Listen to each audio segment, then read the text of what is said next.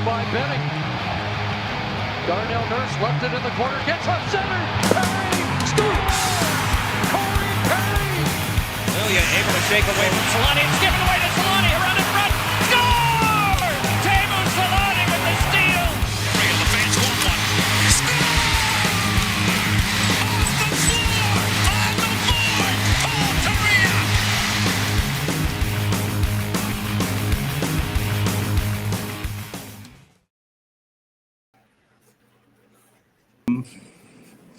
Hello, Edward. How are you? Oh, man. Good, man. We're getting close to hockey season. It's good times. It's good times. I've had a summer of no sports. And then even the sports that came back for we get soccer back a little early. It's been just some of the same depressing shit as last year. Which, I mean, I don't know what I'm expecting for hockey. You get that, like, delusional optimism every year that we go into the season, like how it's been, I guess, for the last 5 years or so. Because we went through the years knowing we were bad, and now we've had this little stretch of like, are we good? Can we be good? And then we get 20, 25 games into the season where we're not. So I mean, I feel like that's where I'm at right now, right? Is I gotta hope one of my teams is good, and let's hope it's the Ducks. Even though we're not even talking about the Ducks today, so we get to talk about some other teams that aren't so great and some other teams that might be pretty good. Yeah, it's funny, right? Because, like, we're smart in choosing to obviously do the Ducks last and do that as, like, the last thing, which, I mean, if nothing else, gives us time to get the Mason McTavish contract resolved. So leaving the Ducks off until the end, we can right, but like that doesn't even matter today because we're not talking about that. And so we're starting on the East Coast in a completely different division, and it's great. And then I was looking at the teams that we're talking about and realized that one of these things is going to bring up a very sensitive subject. And I hadn't thought about that at first. And so I was like, so like we're delaying the like actual serious conversation where I have to try to be rational, but then also we're ripping the Band-Aid off right away by going into the division with Philadelphia in it. Yeah. Something we haven't talked about since it happened. Since what? Before the draft or just before the draft? Correct? Just after the draft, we did a pod where I spent the entire time bitching about Mikhail Granlund. Yeah, but the Zegras situation, that was before Oh, the sure. draft. Yeah. I think so, yeah. That would have been a show just before the draft. We used a second-round pick in that draft, and we drafted, like... that's when we drafted the, like, right-shot Swedish center, I think, who's just, like, Nielsen, projects to be, like, a third-line guy, kind of. Yeah.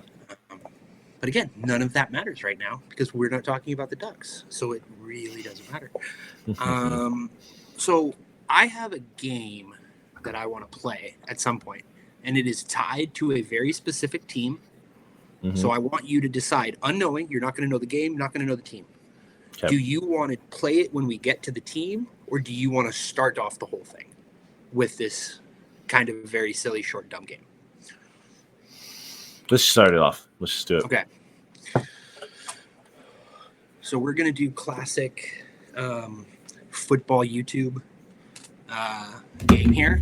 And I want you to stop me when you hear a player that is better than Adam Fox. Okay? Okay. All right. I feel like I know what name is going to show up in here. And, like, just for the memes, I might have to stop you, but... Okay, so here again, when we get to a player, classic YouTube, soccer YouTube game. Yep. All right, Jake Sanderson, Moritz Seider, Thomas Harley, Rasmus Dahlin, Josh Morrissey, Mikhail Sergachev, Devin Taves, Jacob Slavin, Shea Theodore, Zach Werenski, Victor Hedman, Roman Josi, Miro Heiskanen? Okay, I got it. I think I got to. That one's so close. I think I got to go with Heiskanen there. Okay, It's so I will so tell you the close. last three names. Yeah, tell me the last three. McAvoy, Quinn Hughes, Cale Makar. Well, yeah, for sure. Quinn Hughes, Cale Makar. I think it's really close with you. Almost like I almost went on Sider because I really like Mort Sider, but the offense. But Mort Sider today is not better than Adam Fox. No, and I would say Yossi and Hedman are hard too because I would just say my thing is them today. Today, right? Exactly. Yeah, you can't. I mean, it's still close. It's so close, but yeah. I mean, who was after Heiskanen? It was Hughes, Makar, and McAvoy. Mm-hmm. In order, it was McAvoy, Hughes, Makar. I think he slots right in with McAvoy and Heiskanen. It's so very hard to separate them. Do you know what those players have in common? Outside of Fox or including Fox? No, specifically because of Adam Fox. Those are Good. So there are 15. I just named 15. Oh, all 50 of them have it in common. Okay. These players have a very specific group that they are in right now. These are all players that Corey Pronman of The Athletic said he would rather have than Adam Fox. Some of those are absolutely egregious to say. Some of them are wild. He came out and said Adam Fox is not a top 15 defenseman on a podcast. And later, I think in an article, I found this, somebody shared it, and this is off of Reddit, and it looks like a screen cap of a written article. Right. But he lists these 15 guys. Okay, so he actually backed it up and listed these guys. Okay. He did this after the fact when he got a bunch of shit basically online for saying that Adam Fox was not a top 15. Werenski is some insane recency bias. I'm not saying he's not been good in the past, but that's some insane recency bias based off his last season. Here's what I want to tell you too, and I want you to tell me how you feel about this. I grouped them. I tried to rank them in a sense to play the game and make the game progressive. So I have the three young guys, Sanderson, Sider, and Harley. Then I have the three mid-tier, mid to late 20s guys who are, I think, definitely number one defensemen at this point. And the question is how good are you if that's your best player, which is Dahlin, Morrissey, and Sergachev. Sure. And I think if you want to argue Sergachev being a number one defenseman, I'm open to that conversation. I mean, I know you have your issues with Dahlin. I think you can kind of make the argument for that as well, but it's a good tier for them still. I think those three guys make sense in a group. Then I have Jacob Slavin and Devin Taves. Sure. Yep. Werenski and Theodore. Yep. Yossi and Hedman. Right. Who I think, if you take the peak of both of those guys, sure, you have an argument for sure. I think Hedman, and I said this, and this might be crazy, I think Hedman might be the best defenseman of the generation, post Lidstrom. I think if you took the prime of all of these players, I'd probably put Hedman at 3, behind Hughes and Makar. Boy, let me tell you right now, I think I would take Victor Hedman over both of those guys right now. If you ask me the best version of this for 7 games, it's very hard for me to not take Victor Hedman. But he's in they're in a tier. Yeah, they're in a tier. I think outside of on their own. Those three would be prime Hedman, prime Makar, prime Hughes. I think are in a tier of their own. Obviously, because Makar and Hughes are going in their prime right now. But again, Yossi putting up 70-point seasons, right? He's a big fucking deal. And then you have what I think is, including Adam Fox, the 5 best defensemen in the league, which is Heiskanen, McAvoy, Hughes, Makar. And then Fox. I think those are pretty definitively the 5 best defensemen in the league. Yeah, no, that's fair. Yeah, that's wild work from Pronman, but it's also not majorly surprising either. So the only redeeming qualities that Corey Pronman has is that he seems to absolutely love Leo Carlson more than anybody on the planet, which I'll take. But God, I hope he's right on that one. Every under 23 ranking he comes out with, it's 2 of the best prospects on the planet as 1-2, and then Carlson finds himself which listen, he deserves to be in that conversation. It's just nice to see someone not a Ducks fan have him ranked in that area. Sure. So I think if you ask anybody else tend to put him above some of the guys to get him above guys like Fantilli and others, right? So I think it was just Macklin and Bedard who were the two that he had better Which is than. wow. Yeah. Like, look, that's what Ducks fans are hoping he is. They're hoping he's that quality of guy. And, like, the signs are encouraging. But, like... Yeah, let me see. I want to find that now just to prove my point. Some of the guys that... Or Demidov in that conversation. Well, he just did There's guys who could be better than him. He just did a redraft of 2023, and I think I heard about this. He had Zeev Buium over Ivan Demidov, which, dude, we love Zeev Buium, but that's crazy to me. That is pretty crazy. Okay. I literally looking at the article, and it won't load for me, so... But, yeah, I'm fairly certain he had... Leo Carlson at 3 on the list of, like, this is top players in the league under 23. Like, it's not even like prospects or anything, right? Like, right. Okay, here we go. I got it loaded now finally. Yeah, we were in mid-season form. We were 5 minutes into already. So there's tier 1, which is Macklin is number 1, Bedard's number 2, and then it's tier 2. Yeah, I think that's right. Yeah, given what we've seen so far, I think that's fucking right. I think Macklin Celebrini looks like the fucking truth. Yeah, I think so too. I really hope it works for him, man. Like, I hate that because it's San Jose, but, like, I really do hope. The one I want to fail in that group is Sam Dickinson, and then after him is Will Smith. Yeah, but, like, I mean, if you had to ask me, if I could have not seen any of these guys' rookie seasons or whatever, just like Bedard after the draft, and then I don't see anything else, and I just see Macklin at the draft, I would have said, like, Bedard for sure should be number 1. But when you've seen what's happened with Bedard since, and it's not all his fault, but just I think we've got 2 years of Bedard and 1 year to Celebrini. Yeah, and Macklin had an amazing rookie season. So, and I mean, to his credit, Bedard did as well. He had a great rookie season as well, but sophomore slump hit him a little bit. It wasn't an awful year from him, but certainly, like, the comparisons, like putting him in the McDavid tier because of what he had done in junior, that definitely disappeared for the time being. Obviously still has the potential. That certainly died down. Right.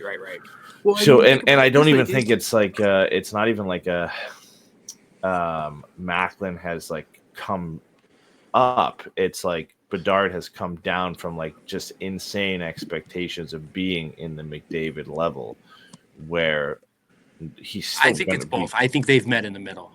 Yeah, that's fair. I just think there was further for Bedard to fall than Macklin to come up, because Macklin was always going to be first overall pick. So here's the thing. Even if you take Bedard's rookie year into account, I think you still, like, that was the 23 draft was Bedard, 24 draft. Mm-hmm. Right. Macklin. If you're standing there at the 2024 draft and you've seen Bedard's rookie season and they say you can have Macklin Celebrini or you can have Connor Bedard, you're taking Connor Bedard still. You're like, yeah, that was a rough rookie season, but we saw the talent, blah, blah, blah, blah. Another season of both of them and seeing how good Macklin Celebrini looks like he could be, to me, is what makes the difference. Where you're just like, oh, he just seemed much more polished and much more able to assert himself at times than Bedard has looked. And I think that's a credit to him. I think, and the way it's explained here is, like, it does seem like it's fairly splitting hairs between the two of them. So, and I think it is. It's very close, and that's why they're in a tier of their own. And then tier 2 opens up with Leo Carlson as the third best. And let me see, Adam Fantilli. Yeah. Matvey Michkov. Michkov is 6. Fantilli's 4. Yeah. So there's someone between Michkov and Fantilli. Is it a forward? No, defenseman. Is it Zane Perrick? No, it is not. Oh, Perrick is for I haven't seen him yet. He's way further down. Is it Schaefer? No, Schaefer is 9. Was this player drafted on the East or the West? East. And it's not Buium, because Buium's at 8, and we already talked about Buium. So. Is it Sanderson? No. I don't even know where. Yakimchuk? No. It's just a guy that, like, I feel like when you hear it, you'll be like, okay, like, that's fair, but you just don't think of him in that. Is it Owen Power? Nope. Who the fuck is it, dude? It's Luke Hughes. You're fucking kidding me. He has Luke Hughes at 5th? 5, yep. He's one of the old. He's from the 21 draft. A lot of these He guys. has Luke Hughes ahead of Matvei Michkov? Yep, Matvei Michkov was number 6. He says Michkov has average skating and average compete, but elite puck skills, high-end hockey sense, and an above-average shot. He had him number 6. He has Luke Hughes Mm-hmm. over Matvei Michkov in an under-23 player ranking? Yep, and then the 2 Montreal Canadiens round out the rest of the top 10. Juraj Slafkovsky is at number 7, and Ivan Demidov is at number 10. And 9 is who again? 9 is Schaefer, 8's Buyam, Right. and yeah. From there, I want to see if there's anybody. No surprising. fucking way. Very surprising for me. The next Duck at 17. Who would you put? Seneca? Nope. Does he have Luneau? And then way down though. Oh, McQueen? Nope. Is it Minchikov? Nope. Is it McTavish? It's McTavish at number 17. I think Pronman's kind of a size queen, bro. McTavish between Beniers at 18 and Porter Matone at 16. Dickinson's 15, Misa's 13 or 14. Wyatt Johnston is 13. Logan Cooley and Dylan Ganther are 11, 12 and 11. I want to see if anybody's surprising. Lev Shunov at 22 was the second overall pick in 2024. James Hank. Yeah. Where did you say Owen Power is? Owen Power, I didn't, but I was just bringing him up. He's at 27. He's got Luke Hughes as being 22, 23 places better. Yeah, than and Owen these Power? are the defense. I mean, he's the best defenseman he has listed here, but the defensemen between Hughes and Power are Buyam, Schaefer, Dickinson, Levshunov, and then Owen Power. Shane Wright's number 25. I don't know how you feel about that one. I mean, look, Shane Wright at this point being 25, dude, I can't get past Luke Hughes in the top 5. Does this one hurt you a little bit? Zane Perrick crazy. is number 30. Yeah, that sucks. That super fucking sucks. He lists Zane Perrick as having average skating, average puck skills, and average compete with a high-end hockey Sounds like sense and a he's high-end shot. just a fucking Bro, Zane Perrick at 30? I think Perrick might be a guy he's low on. Beckett Seneca's at number 32. And Roger McQueen's at number 37. That's crazy. I'm trying to see if there's anybody. Frank Nazar's at 45. Brent Clark's at 53. Where's Seelobs? Gauthier's at 56. Who? Siliev, the kid from Oh, Jersey, yeah, the him. giant I motherfucker? just saw him. 33. Wow. Where was this? There's a crazy one I just saw. That's why. Okay, no. You want to know where the Calder winning defenseman is? Lane Hudson's at 34. He's got Siliev over Hudson.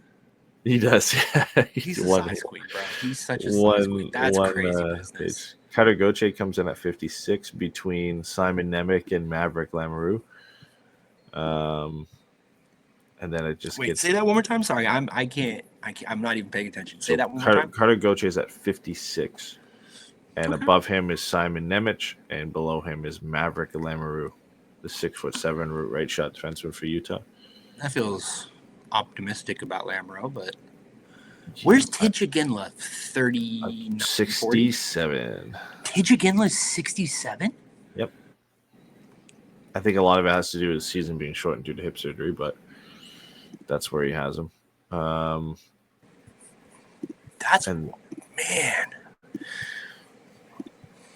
Yeah, I mean, it gets What are all you over doing, the place buddy? from there, but I the point of bringing that up was just the absolute glazing of Leo Carlson, which I love. Solberg's at 103. That's the last one. Oh, and Minchikov's at 107. So he does not like Minchikov. I think the last guy who makes this list that's a Duck is somewhere down here, is Olen Zellweger. I think he makes the list just barely. I can't exactly remember. Yeah, 146 is Olen Zellweger, and this goes to 173. Such a random number. I don't know how he ends on that, but 173 is how long the list is. So anyway, we're supposed to be doing a Metro preview, but okay. So we decided that we were going to go. So I found over-under point totals for every team except for Vegas, which I think is a gambling thing, but doesn't quite check out. Doesn't make sense. that's amazing. But over-under point totals for next season via Bet365. That is who Daily Faceoff used. And so I then ranked them by projected point total, and we will go in inverse order. So we will start at the bottom of the Metro projected. Again, this is Bet365. I don't give a fuck about their money. I'm just saying this is who we're going off of. So if you don't like the numbers, I did not come up with this. Starting with Pittsburgh Penguins. The Pittsburgh Penguins last year finished second to last in the division.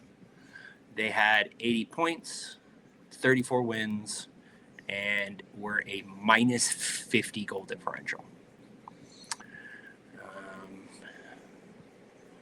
Their goals for percentage was worse than their expected goals for percentage. Their shooting percentage wasn't particularly high, and their save percentage was fine-ish. 6th best power play, 18th best penalty kill, and they suck. 6th best power play just is so funny. I know. It's because of three people, really. It's because of three people.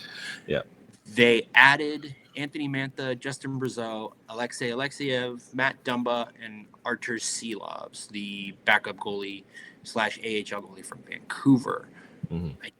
They lost. This is the big one. They lost Mike Sullivan, who is now coaching in New York for the Rangers. Which, to argue, probably beyond Sid is the biggest loss they could have had. Uh-huh. I don't see how anybody else other than losing Sid is more than losing Mike Sullivan. Yeah. So, Eddie, does that feel appropriate? Do you think they're going to be the worst team in the division next year? I think so. I think it's easy to look at and say yes. I think the only reason they wouldn't be, and you could argue the only reason they wouldn't be is Sid, but then at that same point is they were still where they were with Sid having a great season last year, right? So, and I don't think they really they didn't get any better. I don't think Mantha, Brazeau, Dumba, Silovs, they don't move the needle enough for me to say this is a team that's going to be better. And this is also a team that probably at some point near the deadline moves on from Brian Rust more likely than Raquel, just because there's no trade protection on him. And I think some teams will come calling for Rust. Raquel's another one who could potentially be out the door, but I definitely think Rust will be. And then there's still the looming question of what's going to happen with Sidney Crosby. I really find it hard to be a guy they move in the middle of the season. But it's certainly out there, and it's been out there, right? We thought at some point near the draft that he was going to be gone.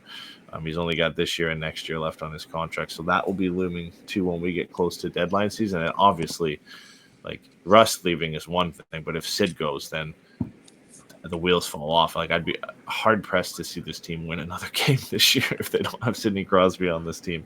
If this team just ends up being Malkin, Raquel, and whoever else is left, that's going to be a Gavin McKenna season for the Penguins if that happens.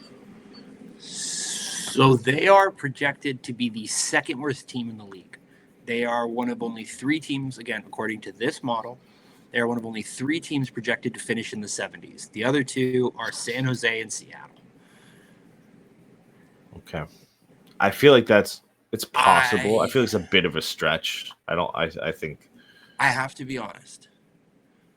I think Sidney Crosby is so fucking good that he can drag them into low 80s, mid 80s. Do they not have Chicago being worse? Do they still have Chicago being better? Oh, no, sorry. I haven't reordered Chicago. And what I didn't account for is that there would be a team in the 60s. So Chicago is the worst team. So they have them being third worst. Chicago is at 67.5. Chicago, San Jose, So Pittsburgh, it would be and then Chicago, Seattle. San Jose, Pittsburgh, Seattle. Yeah. Okay. That's my bad. No. I just would have been surprised if they had Chicago But, above like, 80. yeah. That would have been insane. Anton Frondell, baby. Start the hype train. And so honestly, I think more than anything, like you said, like losing Mike Sullivan, like, is Tristan Jarry going to be worse now? Like, I don't think the defense is very good. I don't see where this team is supposed to be competitive on a nightly basis beyond that one line. Like, Kevin Hayes is their break glass case of emergency second line center. That's not great. Like, I think this team is going to be really bad, and I think for a first-year head coach, it's going to be really interesting. Where did Dan Muse come from again? I can't remember. I think he came from their AHL team, but that might be wrong. That sounds about right. I'm honestly a guy that I think he was behind the bench in Nashville, like as an assistant for a while. That's fair, yeah. I mean, it has all the writing on the wall of not being great this year.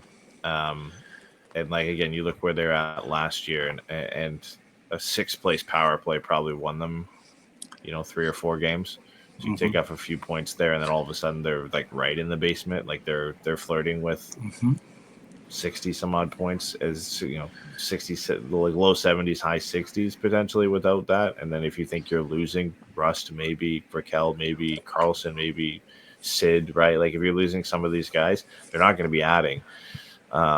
They might be able to keep the wheels on until the trade deadline, but then they're going to fall off once a lot of these guys start going out the door, right? So yeah, I mean, and I think it feels almost a given that assuming they have the cap space, Brian Rust is a New York Ranger by the end of this year.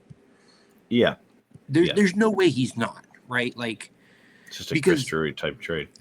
Yeah, and like you've got the fucking guy who made him. Like, why wouldn't you do it? You know what I mean? Bring him in on a team with a coach that he's familiar with. Yeah, like Yeah, no, it makes sense. I want to read. Pat Brisson did an interview with The Athletic. Well, I'm just going to read what he wrote. I'm just going to read this chunk of The Athletic. I don't know who wrote this. This was just, I found this on Reddit. Somebody shared it. It's from Reddit, whatever. It doesn't matter. Well, it's a reality. His longtime agent, Pat Brisson of CAA Sports, told The Athletic on Monday night regarding the buzz generated by Pittsburgh's lack of success. First of all, he's been so consistent for 20 years. He had another great year last season. He just keeps going. The comparison is Tom Brady. We want Sidney to hopefully be in the playoffs every year. We want him to hopefully win another cup or two. So each year, the team that he's playing for fails to make the playoffs. It creates a lot of speculation. In reality, he's not getting any younger. We're here to support him. It's the beginning of the season. Let's see how things are going. Hopefully we have a great season and the speculation will go away. And then he says, but at the same time, the reason we all talk about this is because he's such a great player. He continues to be a difference maker like Tom Brady. That's how I look at it. So I asked Brisson, is it possible Crosby will entertain a trade out of Pittsburgh? Let's see. It's been 3. I'm just going to jump around a little bit.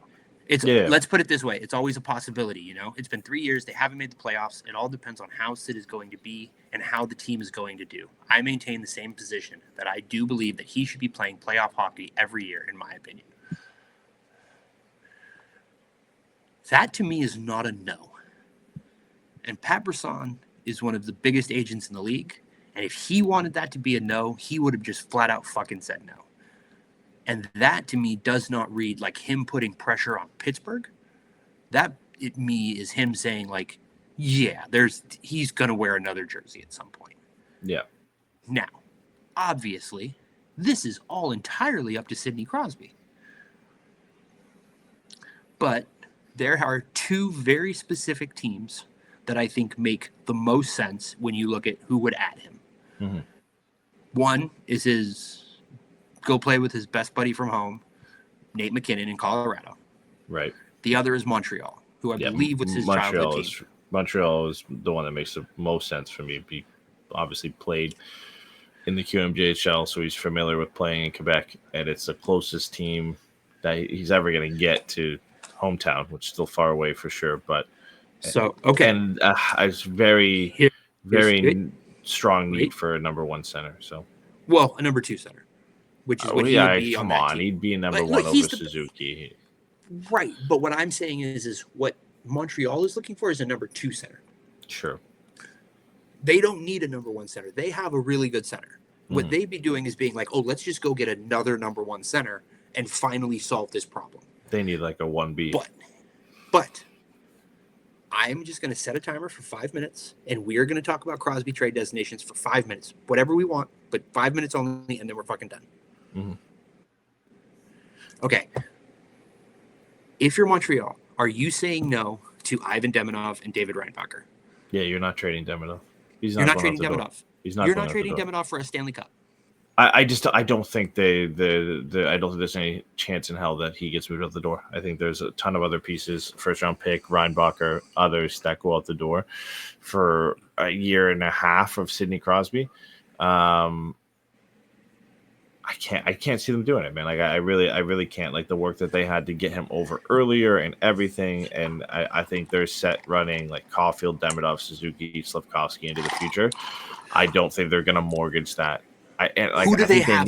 That's my question. They don't have anybody else. David Reinbacher on his own, like, probably isn't enough, unless he says it's Montreal or nowhere. Which I mean, he has the power to do so. He doesn't know plus. So, but like again, I don't know, man. You're like really I saying think, no to Demidov?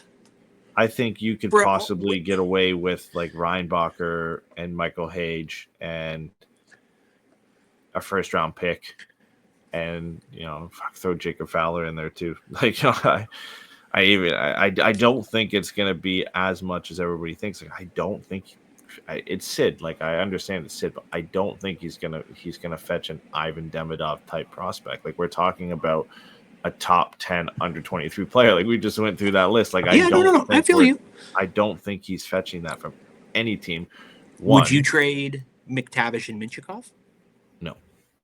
You wouldn't trade McTavish and Minchikov for Sidney Crosby? No, because I don't think that's going to move the needle for us to win a Stanley Cup. I don't think. I would do it. Because for a year and a half, like of a non-guarantee and a team that needs a lot more work. Let me ask you this, right? Do you think there's a chance to get a better year out of Troy Terry than over the next 3 years? No, sure, yeah, but and that's relative. Don't you think if the goal right now is to take a massive step and be a real competitor in the playoffs, upgrading Mason McTavish to Sidney Crosby is a major step in the right direction? Right, but for me, that move makes zero sense if you're not winning a Stanley Cup, and I don't think it's enough. I don't think adding Sid and removing McTavish and Michkov is enough for the Ducks to win a cup. So then it's just a year and a half of a waste. Then Sid's out the door, he's retired, or he goes and signs one more year somewhere else, and you don't have McTavish, you don't have Michkov. Would you do Tristan Luneau? And who? McTavish? McTavish. I think not. It's McTavish. I don't think you trade McQueen because I think you keep McQueen with the understanding that Crosby is going to retire within the next 3 to 4 years, more than likely, if not 2. Roger McQueen is probably 3 years away, at least, from being a number 2 center. I think the only way I'm doing it is if it comes out that there was no way in hell that things went south and there's no McTavish doesn't want to play here anymore. And you have to find a solution, and you get kind of wrapped into, okay, like we're not going to get a good young player in return. Like we're going to get like the Zegras type return for McTavish at this point. Like it's not worth it to go down that route. So an offer presents itself that Sid's willing to come here, and the best offer you can get is Sidney Crosby, a year and a half of Sidney Crosby. You're saying right now, 1 for 1, you wouldn't trade McTavish for Crosby? Right now, 1 for 1. No if, no nothing. Just straight up. Pittsburgh calls. It's Kyle Dubas, and he says, I will trade you Sidney Crosby for Mason McTavish 1 for 1 straight up. No, because I don't think you're fucking insane. I don't think we win anything with them. So what's the point? We We have Sidney Crosby. Yeah, but we don't win anything. He's with one of him. the 6 best players ever. Sure, ever. Full but what does stop. that mean if 6 you don't win anything? Fucking best hockey players ever. You don't think that is good enough? To win a Stanley Cup? No. You don't think moving Leon Karlsson to second-line center behind Sidney Crosby? I don't think it's enough to win a cup with the rest of this team. I don't think adding a 38-year-old Sidney Crosby to this team is enough to win a Stanley Cup. I don't. I don't think you have enough faith in Lucas Dostal. I don't have a lot of faith in a lot of the pieces of the team. I mean, I would say the defense is probably. I would make that trade. I would add a first-round pick to that trade. That this team is enough. First round. You can't tell me just adding Sid to this team is enough to win a Stanley Cup. I am saying that I think that Sidney Crosby is good enough that it puts it on the table in a way that it is not with Mason McTavish. That is what I. Well, sure. I mean, you have a better shot, but like what I'm saying That's is it. like Nope. no, but like does that mean it when we're takes it? Does it take it from 1% to 5%, or in your head does it take it from like 1% to like 15% or 20%? Like for me, it barely that puts moves us as a legitimate dark horse. I think that puts us in that 10 to 12, like in a power ranking. That puts you in that like 9, 10, 12. If you give us Sidney Crosby, I think we're better than Los Angeles. Yeah, but I don't even think Los Angeles is good. So like that's a whole other story. Listen, we're better than Los Angeles. We're better than Vancouver. We're better than Calgary. We become the third best team in our own division. That leaving the rosters as is now, there's worlds that we come out this season better than those teams without Sidney Crosby. So I don't think it's a stretch to say you're better than those teams. But what I'm talking about is like, does it put you in the territory? I don't care about the teams who are already on the fringes. I think it does. It doesn't put you in the range of Dallas. It doesn't put you in the range of Vegas or Edmonton. It doesn't put you in that territory of how many teams will you play that will have a better player? How many teams will you play in the postseason that have a better player than you? 4? Is it 5? I can think of 4. I just don't think it. I don't think it moves the needle. You have the best player in the series in almost every series you play. Yeah, at the end of the day, that matters. Sometimes. And I'm telling you, bro, you could get 50 goals out of Troy Terry next to Sidney Crosby. I am not kidding. I mean, you could get 50 fucking look at goals some of the guys who played. Listen, I'm not saying this is what I'm saying. It makes the team better. There's just no world I'm that telling you right now, if the top line is Kreider, Crosby, Terry, that is the only way I'm ever considering is knowing that Mason McTavish, like you have to move him, and the offers that are coming through the door are not good. Like you're not getting, you know what I mean? You're just not getting. You're getting Zegras type return. That's the only way I'm even entertaining it because I'd rather long term continue to develop this team with Mason McTavish and Leo Carlsson as the 1-2 centers instead of having a year and a half of Sidney Crosby and what could be a maybe run. But this team is just not deep enough and not good enough, and there's so many question marks to say that they're going to be better than the top 5 to 6 teams in this conference. Not even talking about the Eastern Conference, like just in this conference, like they're not better than Minnesota. Yeah, but I mean, you're not better than Dallas. You're not better than Edmonton. You're not better than Vegas. You're not better than Colorado. That's 4 teams right there. That I think. But that's it. That's it. And that's 4 teams in your conference. Colorado, but those are 4 of the 7 or 8, 10 best teams in the league. Like there aren't a lot of teams on the East better than those 4 teams. Is my point. Those are 4 of the best teams in the league. If I can name, nobody in Carolina has there's not a better player than Sidney Crosby on Carolina. 6 to 8 teams that I think are a better overall team than the Ducks, even with Sidney Crosby. I'm not confident in making that trade because I don't think you're moving the needle off. I don't think you're going to beat anybody. I just don't think you are, and you have to get through. You have a better 4 goalie teams in our conference series. Are better. You have a better goalie in the Edmonton series. But you're arguing you don't have a better player. In the Colorado. You have arguably 2 players who are better. I know you don't think that. That's what I'm saying, No. Yeah, you've got Connor McDavid and Nathan McKinnon, who are definitively 2 guys right now who are better players than Sidney Crosby just because of his age. Edmonton arguably has 2 players. No, they don't. Stop it. We don't have to do this right now. But you have the better goalie, which against Edmonton makes a big difference. and against I Colorado love can make a Lucas big difference. Dostal, but like we can't He's better than sit here. Stuart Skinner. He's better than Sure. Scott Edgewood or But Mackenzie Blackwood. He's better than both of those guys. You can't tell me he's not. You cannot with a straight face tell me he's better than these guys. But I'm not telling you like he's ready to take this team to the Stanley Cup. I'm just not. I'm so mad. You know what's worse is that people are mad at me for this, and that's fine. Okay, but like Colorado has Cale Makar, Edmonton has Evan Bouchard, like Dallas has Miro Heiskanen. Sure. By the way, Evan Bouchard Vegas didn't has come up Shea on my list of Theodore. 15 fucking guys. Okay, but like, he's better than any defenseman we have on our team right now. He's not better than Jacob True. When we're talking, yes, he is. That's absurd. You don't even believe that. I know you don't even believe that. Like, there's other parts to it. It's like, yeah, you might have, like, in some of these matchups, the best forward, but then, like, other parts of these teams have better players than you. Like, they're just, especially, like, our defense is just nowhere near the level of being able to compete and go through a 7-game series against Colorado and Vegas. Matt Larkin said Jackson Lacombe is going to be the next Duncan Keith, so we're fine. Like, unless you, again, we hate to say it, but unless you think Joel Quenneville is the fucking... I do think that's part of it. I'm trying not to say that part out loud because I don't like that I think that. It's not enough for me. But, like... Yeah, I don't know. Do I think Joel Quenneville can beat fucking Glenn Gulletson in a 7-game series coaching head-to-head? Yes, I do. I think Joel Quenneville can be a better head coach than Glenn Gulletson. Did we go over our 5 minutes here? Yeah, we went over by a lot. It's fine. And it wasn't even about destinations. We just started talking about the absurdity of Crosby going to the fucking.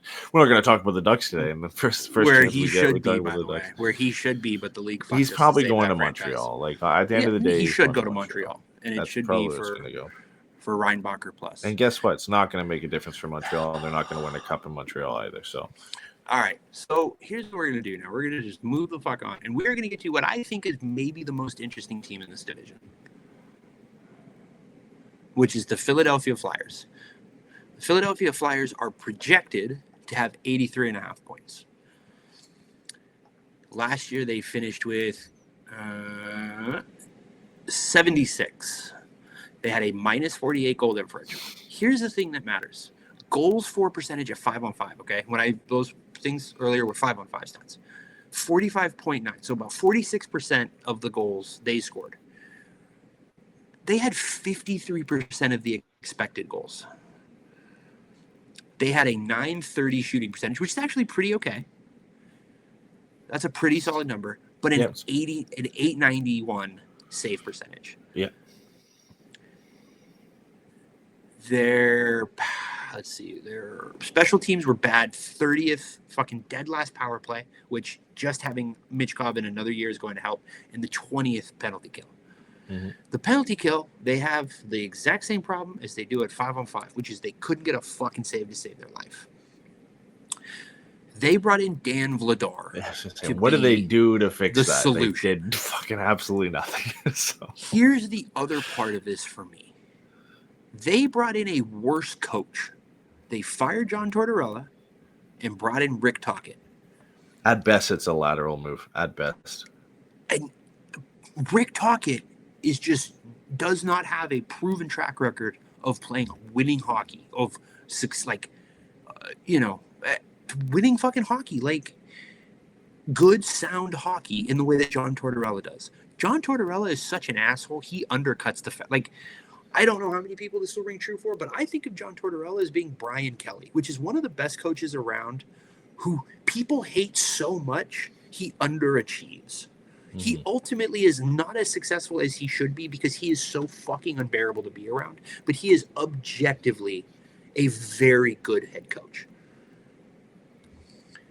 I don't know that Rick Tocchet is enough of a vibes improvement to mitigate the fact that they're getting maybe a slight upgrade at goalie.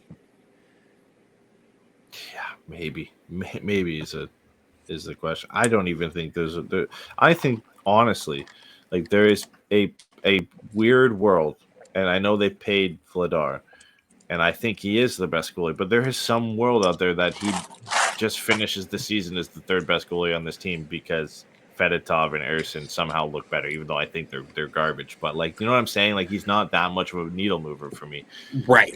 to say that he's definitely by far and away the best goaltender on this team.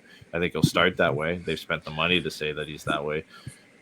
I don't know what it is, man. Like, sometimes I look at this Flyers team and I'm like, maybe they'll be able to do something and turn it around. And then I like fully look at this roster and it just is not great.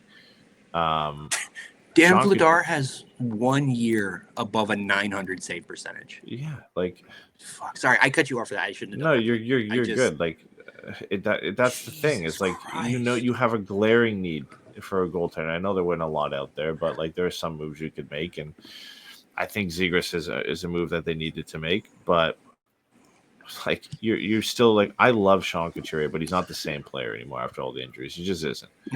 No. And he's fine as a 2C, but like, he is by far and away the number 1C in that team because Christian Dvorak's the next best center they have behind him. And I would imagine they bought Trevor Zegras to play center. He's not listed on the depth chart as a center right now, but I would imagine that's going to be the case. So then Christian Dvorak can slide down, and that makes things look slightly better. Couturier, Zegras, and Dvorak. But like, unless Matvei Michkov is coming out like Kirill Kaprizov next season, I don't. Which, for the record, is on the table. Yeah, it's possible. He has the potential to be a 100-point player. He's that fucking good, and I think that's what the team has to be. Is it not? Do they have to be like the Wild? The Wild, like, yeah. They have to be like the Wild. I think that's right, but I think, I think the thing that's interesting is like, again, just at this point in their careers, and I fucking love Sean Couturier, I'd rather have Eric Sinek. Oh, yeah, for sure. 100% I would. Yeah. And, I don't think that's even a question. Okay. And then you get into, what do you do about Noah Cates and Trevor Zegras as far as like, are either one of them going to be able to be the second line center? Like, I think Trevor Zegras can be a better player than Marco Rossi. I think so, yeah. I think it is not out of the question that Trevor Zegras scores 80 points next year, playing with like Travis Konechny and fucking Bobby Brink or whatever, like whoever, right?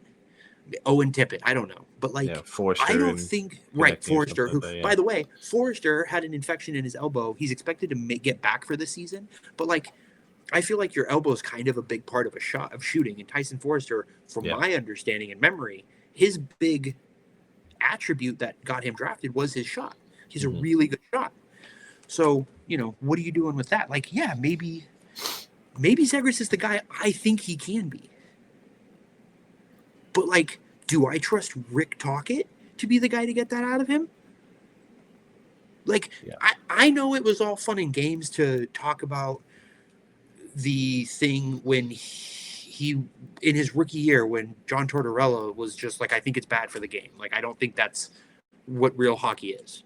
Rick Tocchet on TV flat out said, I would cross-check him in the teeth. Rick Tocchet was arguably worse in his response in terms of old school hockey thinking than John Tortorella was. And that has not been discussed. I have not seen anybody talk about that.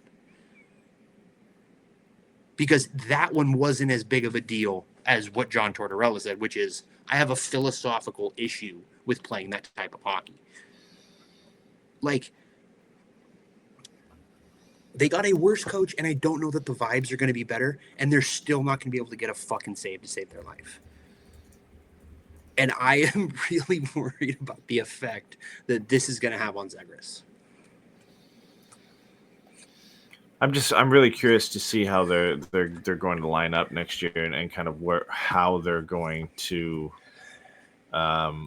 use Trevor Zegras, to be honest. Like, I'm going back right now just to kind of take a look at what I expected. Matvei Michkov played the majority of his time with Sean Couturier and Travis Konechny. I would imagine that that's going to be something that stays the same to start the year. Mm-hmm. I do really like the idea of an Owen Tippett type player to play with Trevor Zegras. And then at that point, like, I really don't think it matters who you put beside. Like, I do think there's a world where, like, Dvorak, Tippett, Zegras works, and you have just Dvorak take the draw and then shift out to the left, and Zegras runs play down the middle. Dvorak's taking the draw to win, because I mean, that's really what he's out there for, and especially, and he does drive the net. But you have Trevor Zegras as a playmaker down the middle, and I can see that working. I just don't know what the ceiling is of that line, right? Like, if Trevor Zegras is an 80-point player on that line, then Owen Tippett's a 40-goal scorer, right? Like, and then also Trevor Zegras is getting top power play work, which you would assume is the case. I don't think they're gonna, take. You have to assume, right, that the power play is going to finish above 30th, given that they're going to have Michkov, Zegras, and Konechny, right? Yep. I mean, it should. But these guys were all there last year, and it was 30th, other than Trevor Zegras. And I don't think Trevor Zegras takes this from the 30th ranked power play to a top 15 power play.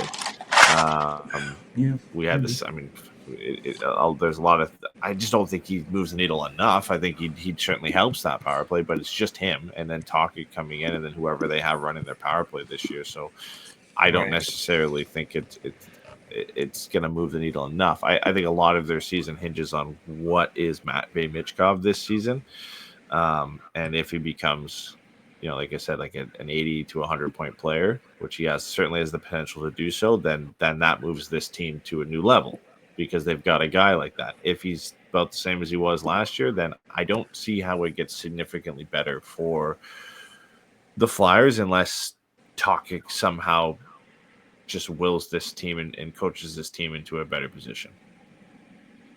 Because they really aren't much better on paper. They're slightly better. Yeah. No, I agree. I'm and yet Matvei Michkov is so fucking good. Or has the potential to be, I guess. Right at this point, he isn't, but you know what I mean. I mean, goaltending is the big thing for the Flyers. Like, that's going to be the big problem for them again, and it was the big problem for them last year. They would have been a better team if their goaltending was just sort of better, but it was by far. Wait, but they would have been if they would have been able to get a fucking save last year. They are not drafting high enough. Like, they are not drafting 6th. They're drafting 13th. Yeah. I mean, they're in the playoff hunt for a little bit longer, right? Like, yeah, for sure. And I just don't see. I mean, maybe Vladar's the guy, and maybe I'm wrong, but I haven't seen enough for me to. I don't like that's the case. Yeah. I don't like that. That's what you're hoping happens. Mm-hmm. All right. So next is the New York Islanders, who are slated to finish only 1 point ahead of the Flyers at 84.5. It's a big mess in the mix here with them and Columbus and everybody. So they had my favorite record last year. They went 35, 35, and 12, and I thought that was beautiful. They had a negative 36 goal differential despite having one of the 5 best goalies in the world, 6 best goalies in the world, Ilya Sorokin, and yet Ilya Sorokin and Patrick Waugh did not seem to get along last year at all. So that's weird. They got the results that their play earned. They were a 50.1 goals for percentage on a 50.1 expected goals for percentage. 8.5 shooting percentage, 9 flat save percentage. Oh, wait, no. No. They had 8.5, the best save percentage. Yeah, they had a great save percentage. And then they had the 31st worst power play special teams and the 31st worst.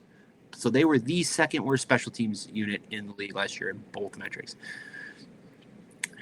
I mean, do they not have the most room to improve? It's essentially, like, things should only go up for them if goaltending is even just somewhat close to what it was last year. Yes, however, they lost Brock Nelson and Noah Dobson. Yeah. And they replaced them with Jonathan Drouin and Ethan Bear. Yeah, Ethan Bear is a league minimum 1 year. Yeah. Jonathan Drouin is a 2-year deal, and like, hey, look, I want nothing but the best for that guy, but like, I wouldn't be overly optimistic. They got Emil Heineman, who's just a big 4th liner, to, I think, kind of in a sense replace the fact that Cal Clutterbuck finally retired. Mm-hmm. And then you're kind of hoping that this kid, which I don't know anything about, so I'm very curious if you know anything about him, this kid, Maxim Siplikov, who they signed as a free agent from the KHL. Did he not? He played with them last year. No, he signed this summer. No, he played Shabanov's the new one. Oh, Siplikov Shabanov? played 70. Yeah, Siplikov played 77 Okay. games last year, at 35 points. Shabanov is Maxim I Shabanov. No, apologize. you're good. It's a Russian, so it's close enough. Max Shabanov is the new guy that they got. I think the Flyers were also in on him. Mm-hmm. But I mean, yeah, he was good. He was good. He had a point per game, over a point per game in Russia. He's only 24. So, but yeah, I mean, what are you getting there? You don't know. No idea what you're getting with him. It's just kind of a team of guys still, right? Like Matt Barzal and Bo Horvat are your stars, and I don't know if they're enough of superstars to make a difference with this team. But it's, again, they don't need to do much. They just need to kind of score more, a little bit more. They just need to do a little bit better. The problem is the big losses you had. You've really done nothing to mitigate those losses. Like, Noah Dobson goes to the door and nobody comes in. Like Matthew Schaefer comes through the door, but I mean, people have him listed on the roster. I don't think he plays with the Islanders Not a next year. chance. I just don't see it after missing almost the entirety of his draft year. He's going back to the OHL. He has to be. So then you've got Romanov, D'Angelo, Pelech, Pulak, Mayfield, and then Ethan Bear as your defense. They got Scott Morrow in the. Oh no, sorry, nope. I'm thinking of the Rangers. That's my bad. Yeah. So Yeah, they didn't 100%. they didn't get anything. I mean, they got first round picks in the deal for Noah Dobson, but that's not going to do anything for them now. It really just still looks like a team in flux, a team that could either. I think how they approach this season is just going to depend after where they're at after the first 20 to 25 games. I think if you got like an honest opinion from the management, the coaching staff there, like if you put them to a lie detector test, is they probably have no idea how this season's going to go. Because I look at this, I have no idea, right? Like what kind of team is Waugh going to be able to coach here? What are you going to get from Barzal and Horvat? Is Sorokin going to be the same level he was last year? Because if he isn't, then this team's going to be in the basement. Like, there's so many question marks going and running around this team. Like, I have no idea what to expect from them. But there's a world where they like possibly sneak into the wild card spot, right? Like, they're just because of the goaltending, and there's enough talent on this team that, like, if things just kind of go the right way for them, that, like, I don't have the same eerie feeling I have about, say a Philadelphia or a Pittsburgh with them, just because there is kind of enough here at all positions to say, like, okay, there's a chance, right, that things go right, and they sneak in. I have two questions. Does Callum Ritchie make this roster full time this year, you think? Maybe. Like, I know it's not the right. I know you're not super high on him, but I just wonder, like, I just he think played it's a few games hard. last year, and so I just, It's not even is that, there like, a world? it's not that I'm like super low. Like, it's not that I'm not high on Callum Ritchie necessarily. I think he's okay. I just think it's a harder team for him to break into, right? Like, you've got the top six is, barring maybe one position, is relatively set in stone. Like Duran, Horvat, Palmieri, Shabana, Barzal, Lee, Duclair, Peugeot. Like, that is 8 of your top 9. That is fairly set in stone. And right now it's Simon Holmstrom, who played for them last year, and Maxim Siplikov, who we just mentioned, who had 35 points in 77 games. He's probably the last piece of that top 6, or that top 9, sorry.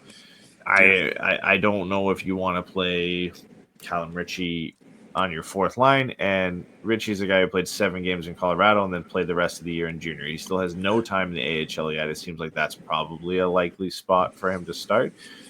If he does well, then I think a call-up is certainly on the cards. I just don't think he's a guy that finds a place to start the year and isn't making a difference for this team until way later down the road if things change. is Matthew Barzal potentially playing a full season? He played 30 games last year and had 20 points. No one on this roster hit 60 points, and only 2 guys hit 50 points.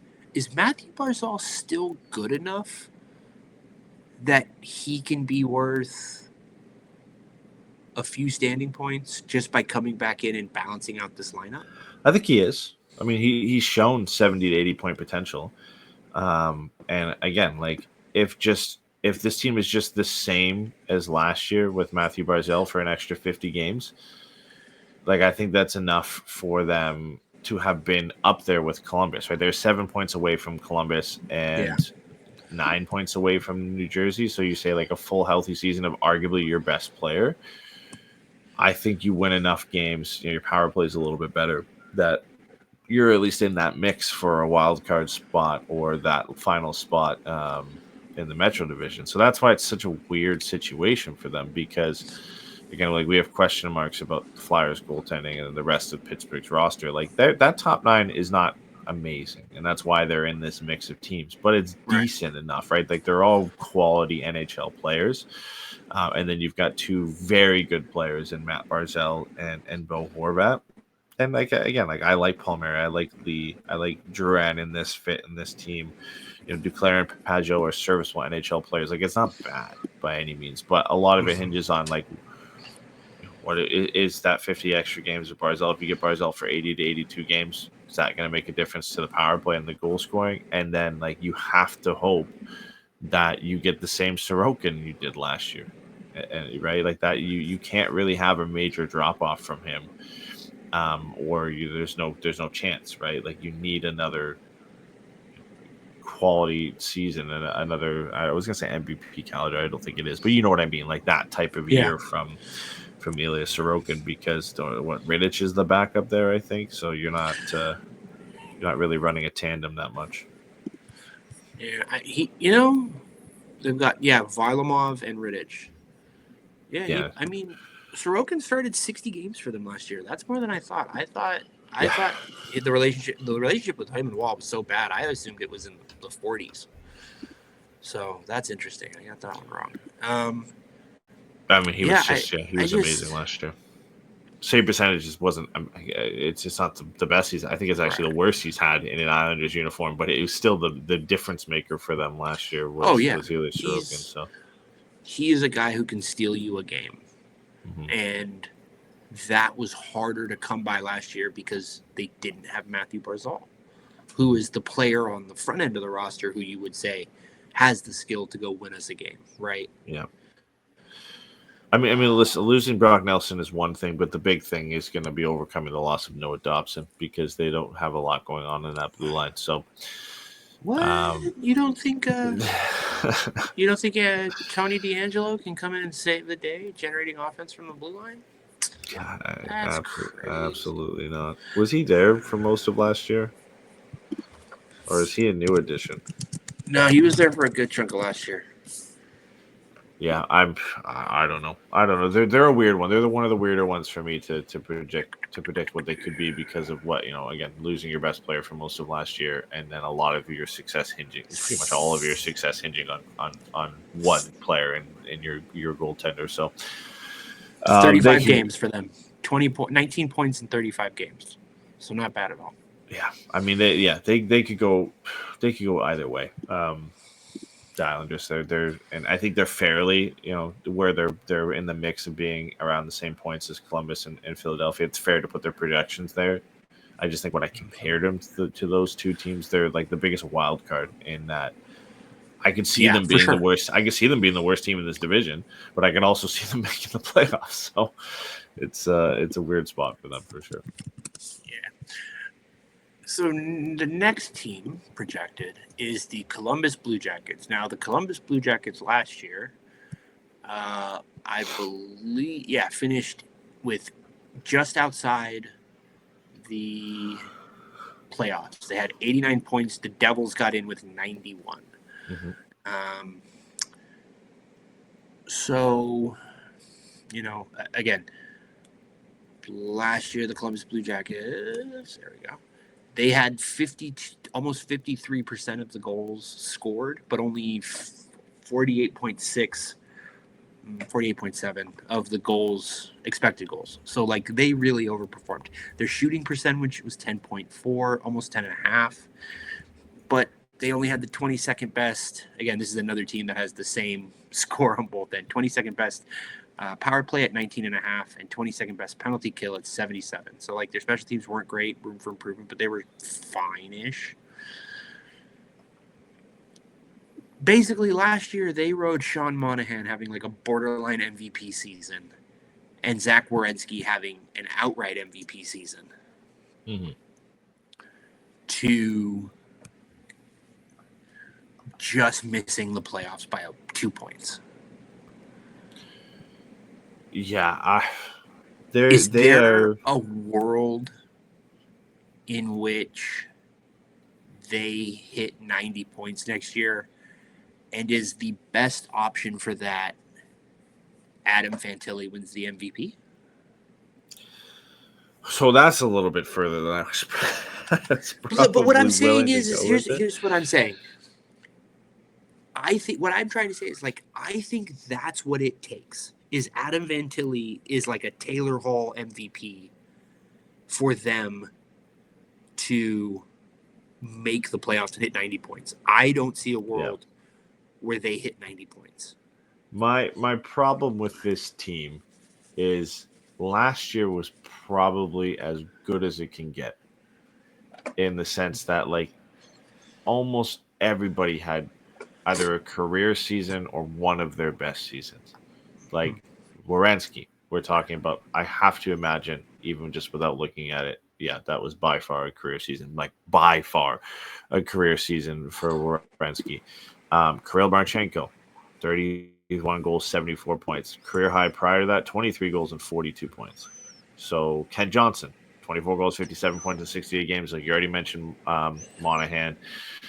Like those guys, 4 of them had career seasons. They'd have to do that again just to kind of be in the same spot that they were, and hope. And if you want to make the playoffs at that point, you got to hope teams in front of you are worse. Provorov's all right. Schillinger's okay. Voronkov's okay, but I don't see these guys taking major steps forward. Maybe you can make an argument that maybe like there's room for Kent Johnson to improve, but like I think Marchenko, you would imagine his ceiling is probably like a 30-goal, 70-point guy. I can't see anything above that. Like Monahan, point per game player again would be amazing for him. Same with Werenski. So yeah, Fantilli is probably the guy you look at. You're right there that like if Fantilli can jump from a 30-goal, 50-point guy to like a 45 to 50-goal, 80-point guy, then if everything else remains the same, then that's where the major improvement comes. But it's a tall ask for the rest of this team to stay the same as they did last year. Especially with that goaltending. Like I was surprised to see their 5-on-5 save percentage number as high as it was, because they got 53 awful games really from Elvis Merzlikins, and the only good goaltending they got was an 11-game stretch from Jet Greaves, who I'd never heard of before last year. And he went 7-2-2 with a .938 save percentage. Jeez Louise. This guy, like, has played a handful of NHL games over the last couple of years. He's had some good numbers in the AHL. So maybe he's the real deal. I mean, he's only 24. He's a 6-foot goaltender, which you don't see that often. I mean, his small sample size in the NHL is okay. Like, listen, he played 1 game in 2022-23 at a .939 save percentage in that game. 9 games, 23-24 at a .908 save percentage. And then obviously last year, 11 games in a .938. So maybe they unearthed an undrafted gem here in Jet Graves. That would rule. That would really rule. Yeah, fuck it would be awesome. Like, again, like, so like you're hoping that is the case. Everything remains the same, and Adam Fantilli becomes, a point per game player and a guy who can push for 40 to 50 goals. Then yeah, there's a chance for this team to do better. It's just like you get into those realms where you look at, when you're trying to say, is a team going to be better than they were last year? Like, how much room for improvement is there? And I think there's not a ton of room for these guys to do much better than they did last year beyond Fantilli. And that worries me in the sense like I don't think this is going to be the norm for these guys. Like, I don't think Zach Werenski is an 80-point defenseman every year. Like, I don't think he just all of a sudden figured it out. And after how many seasons? Right. This is his 10th season, I think, coming up, or his 9th season. Like all of a sudden, he goes from being like a 40 to 50 point on pace defenseman to like a 82 point. I just don't think that's the case. Maybe Marchenko is a 30 goal, 70 point guy. Maybe that's possible, but like, is Sean Monahan going to be a point per game player again?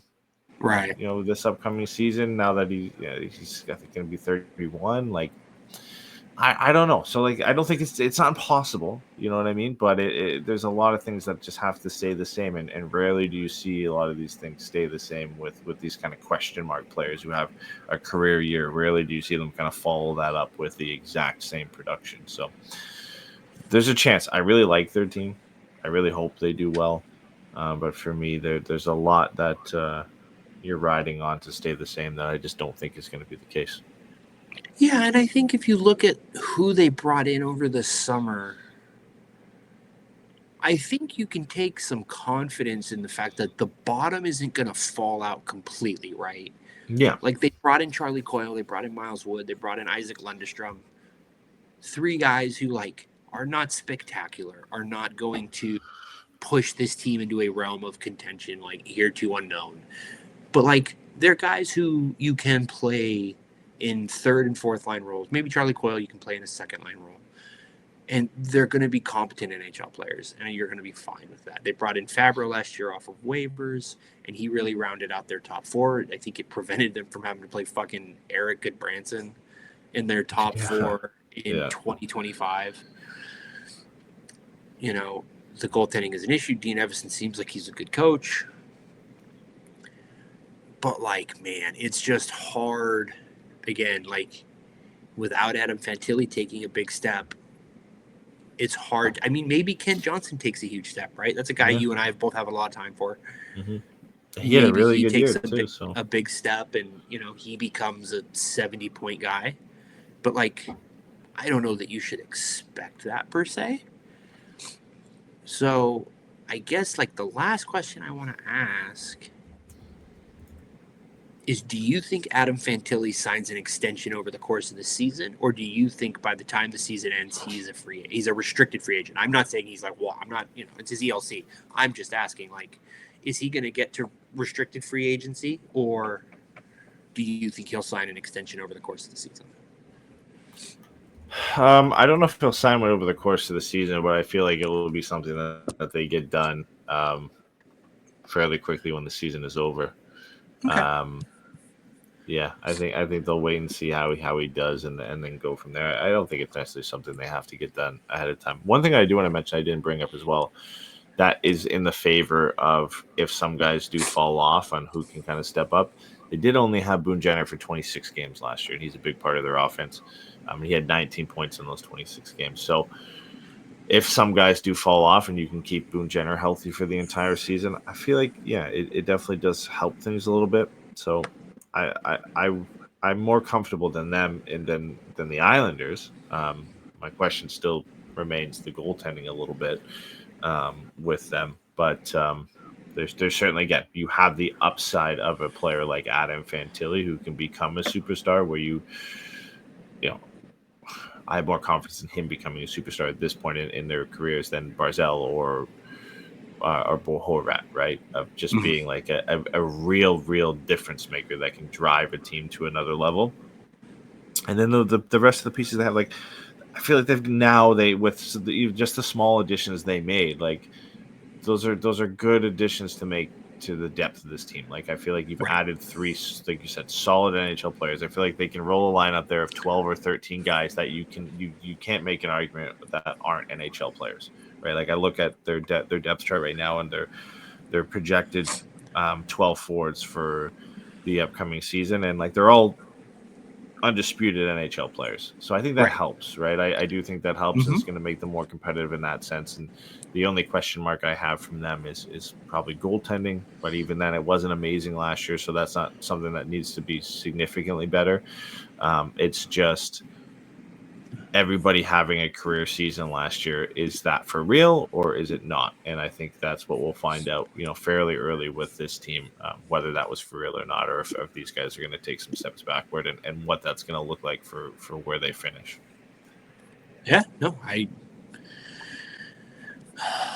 going to be very, very interesting to see. I'd love him to be in the mix. I really would. I'd love him It to would be be right awesome. in the mix there. Yeah. It's so hard to see an obvious track there because again, like I think Werenski's been a really good defender for a really long time. I don't.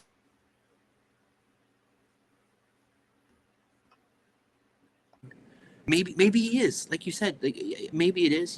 Maybe you look at the Brad Marchand of it all and go, well, it's kind of happened a little bit. And like we've seen the flashes of him being a really, really important and impactful player for that franchise over the years. Like, and maybe now, role, context, situation, maturity, something clicks for him personally. Mm-hmm. But it's hard to see a straight line that feels safe to follow. You know what I mean? Yeah. It's really it's Fantilli. Okay, the next team is the New York Rangers. The New York Rangers are expected to just miss the playoffs at 95.5 points. They made two big moves. I guess you want to say three big moves this offseason, depending on how you feel about it. They finally moved on from Chris Kreider, who is an Anaheim Duck now. They got futures in that. I don't think Carey Terrence is going to make this team. I don't think he should expect to make this team for a couple of years. Not a big deal. They traded away Keandre Miller, who they were not willing to give term and a major commitment to for some reason. I don't understand why. But they sent him to Carolina, which we will get to. And then they fired Peter Laviolette and hired Mike Sullivan away from Pittsburgh. And what did they spend that Keandre Miller money on? They went out and added a young man out of Los Angeles, California by the name of Vladislav Gavrikov. Young man is generous. I know. They gave like $7 million. Mm-hmm. Yeah. Like, Yeah. Oh, yeah, $7 million for what? 7 years? They gave him Forever. $449. Yeah. Yeah. Forever. And I mean, they got Scott Morrow in that trade, who's a good young defenseman. Mm-hmm. They still have Braden Schneider, and they still have one of the 35-ish best defensemen in the league, according to Corey Pronman, in Adam Fox. That number just forever grows. Now he's one of the 35 best. He's one of the 100 or so best defensemen in the league, Adam Fox. He is one of the defensemen in the league. But Mike Sullivan is a good coach. I think he's going to have a positive effect on this team. Is JT Miller going to have a positive effect on this team? JT Miller going back to New York, a place that traded him away because he was an asshole. And they traded from Vancouver because he's an asshole. Like... Yeah, he'll be fine. He'll be fine. He was really, really, really good for the Rangers in the 32 games that he played. He had like 35 points in 32 games, I think, for them. Yeah, he will be fine. I think a full season of JT Miller will make a difference. I think a full season with a freaking competent head coach, more than competent head coach in Mike Sullivan is going to make a big difference. And is Peter Laviolette a bad coach? I don't think he's a bad coach. Maybe at this point you can make that argument for sure, but I just don't know what to do with him. Like, I don't think he's a good coach, but I don't think he's a bad coach. He just feels like a guy at this point. Yeah, he might be. The one thing with this team, man, is like we look at the rest of these teams. I think Vegas is. Oh no, sorry, they're not in this mix. Okay, never mind. But for some reason, I thought that said 85.5. They give them 95.5. The one thing with this team that I'm confident in is the high end players on this team are very good. Like Artemi Panarin is good, very good. JT Miller is very good. I think Vincent Trocheck is very good. I think Alexis Lafreniere still has potential to be very good. I do really like Will Cooley.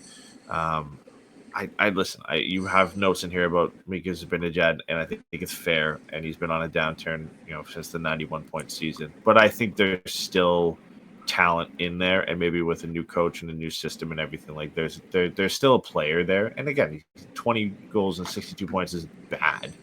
It's not the 70, 80 points you're hoping from him, but No, like I don't think it's impossible to get that back from him with a better coach and possibly playing with, JT Miller for an entire season. Like, things can certainly turn around for him, and I think he's good enough to have that. So like the top six for this team is great. We can criticize the Gavrikov signing as much as we want. I think him pairing with Adam Fox will be good.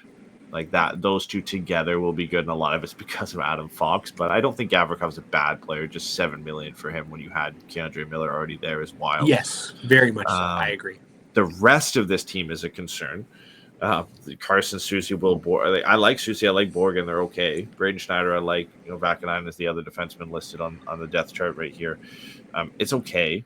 It's not great, but it's not like it's significantly worse than the teams below them. The bottom six for this team just really isn't that good. I mean, if Perreault makes the team, that could be really interesting to see how he does.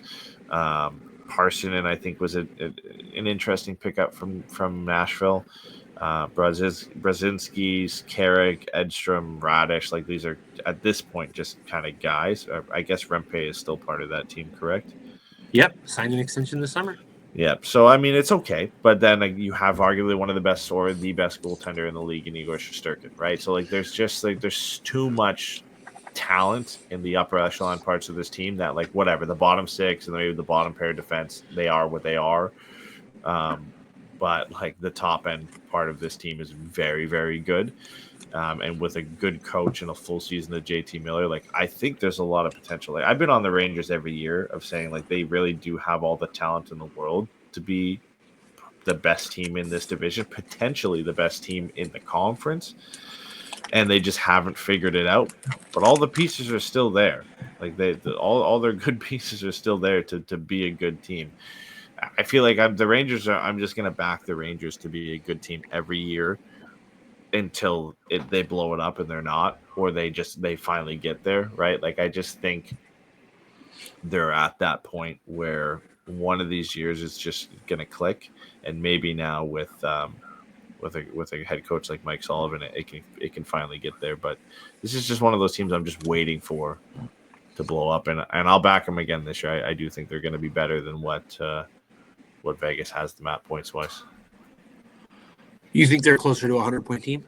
I think that they have a shot of being the best team in this division. I really do. I think they are a 100-point team and potentially better.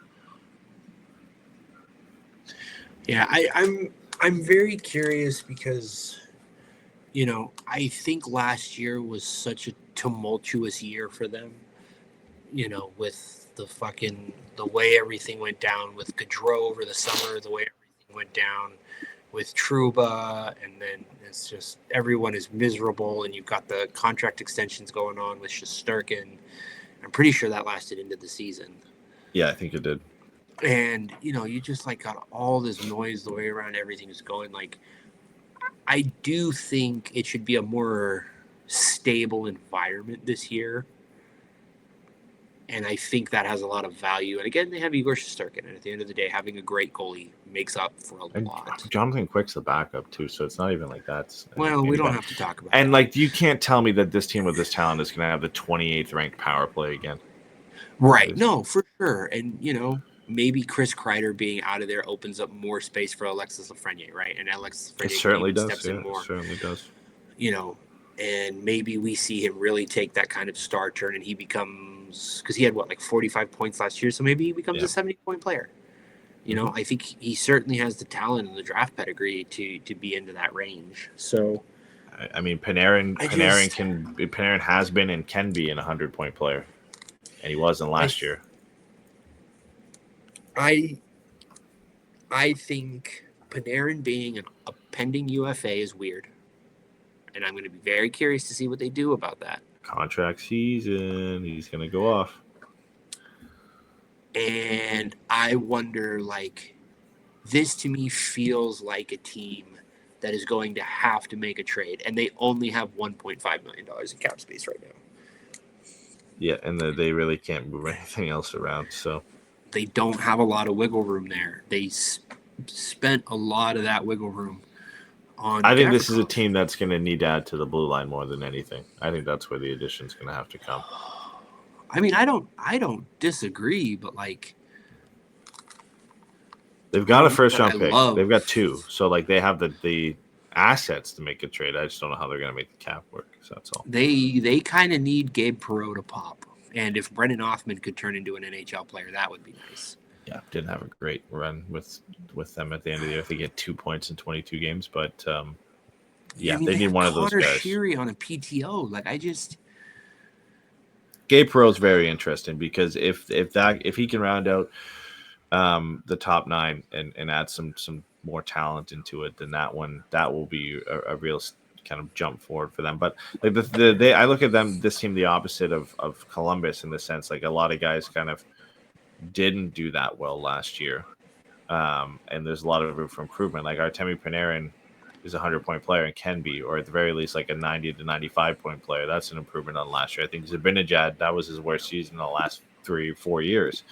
If he gets up back to like 80, 85, okay, this team gets better. A full season of JT Miller being a 90 to 100-point player, that's a significant improvement on anything they had last year. Lafreniere should be better than 45 points. Like I think he has all the talent to do so, and now an expanded role without Chris Kreider in the way. Okay, so he should be better, right? Trocheck probably will be what he is. There's nothing wrong with that. I think there's room for Adam Fox to improve with this power play getting better, not being the 28th ranked power play. That means Adam Fox can have a better year, back to like an 80 to 90 point season. So there's a lot of room for this team to be better. And like Igor Shesterkin is going to be Igor Shesterkin.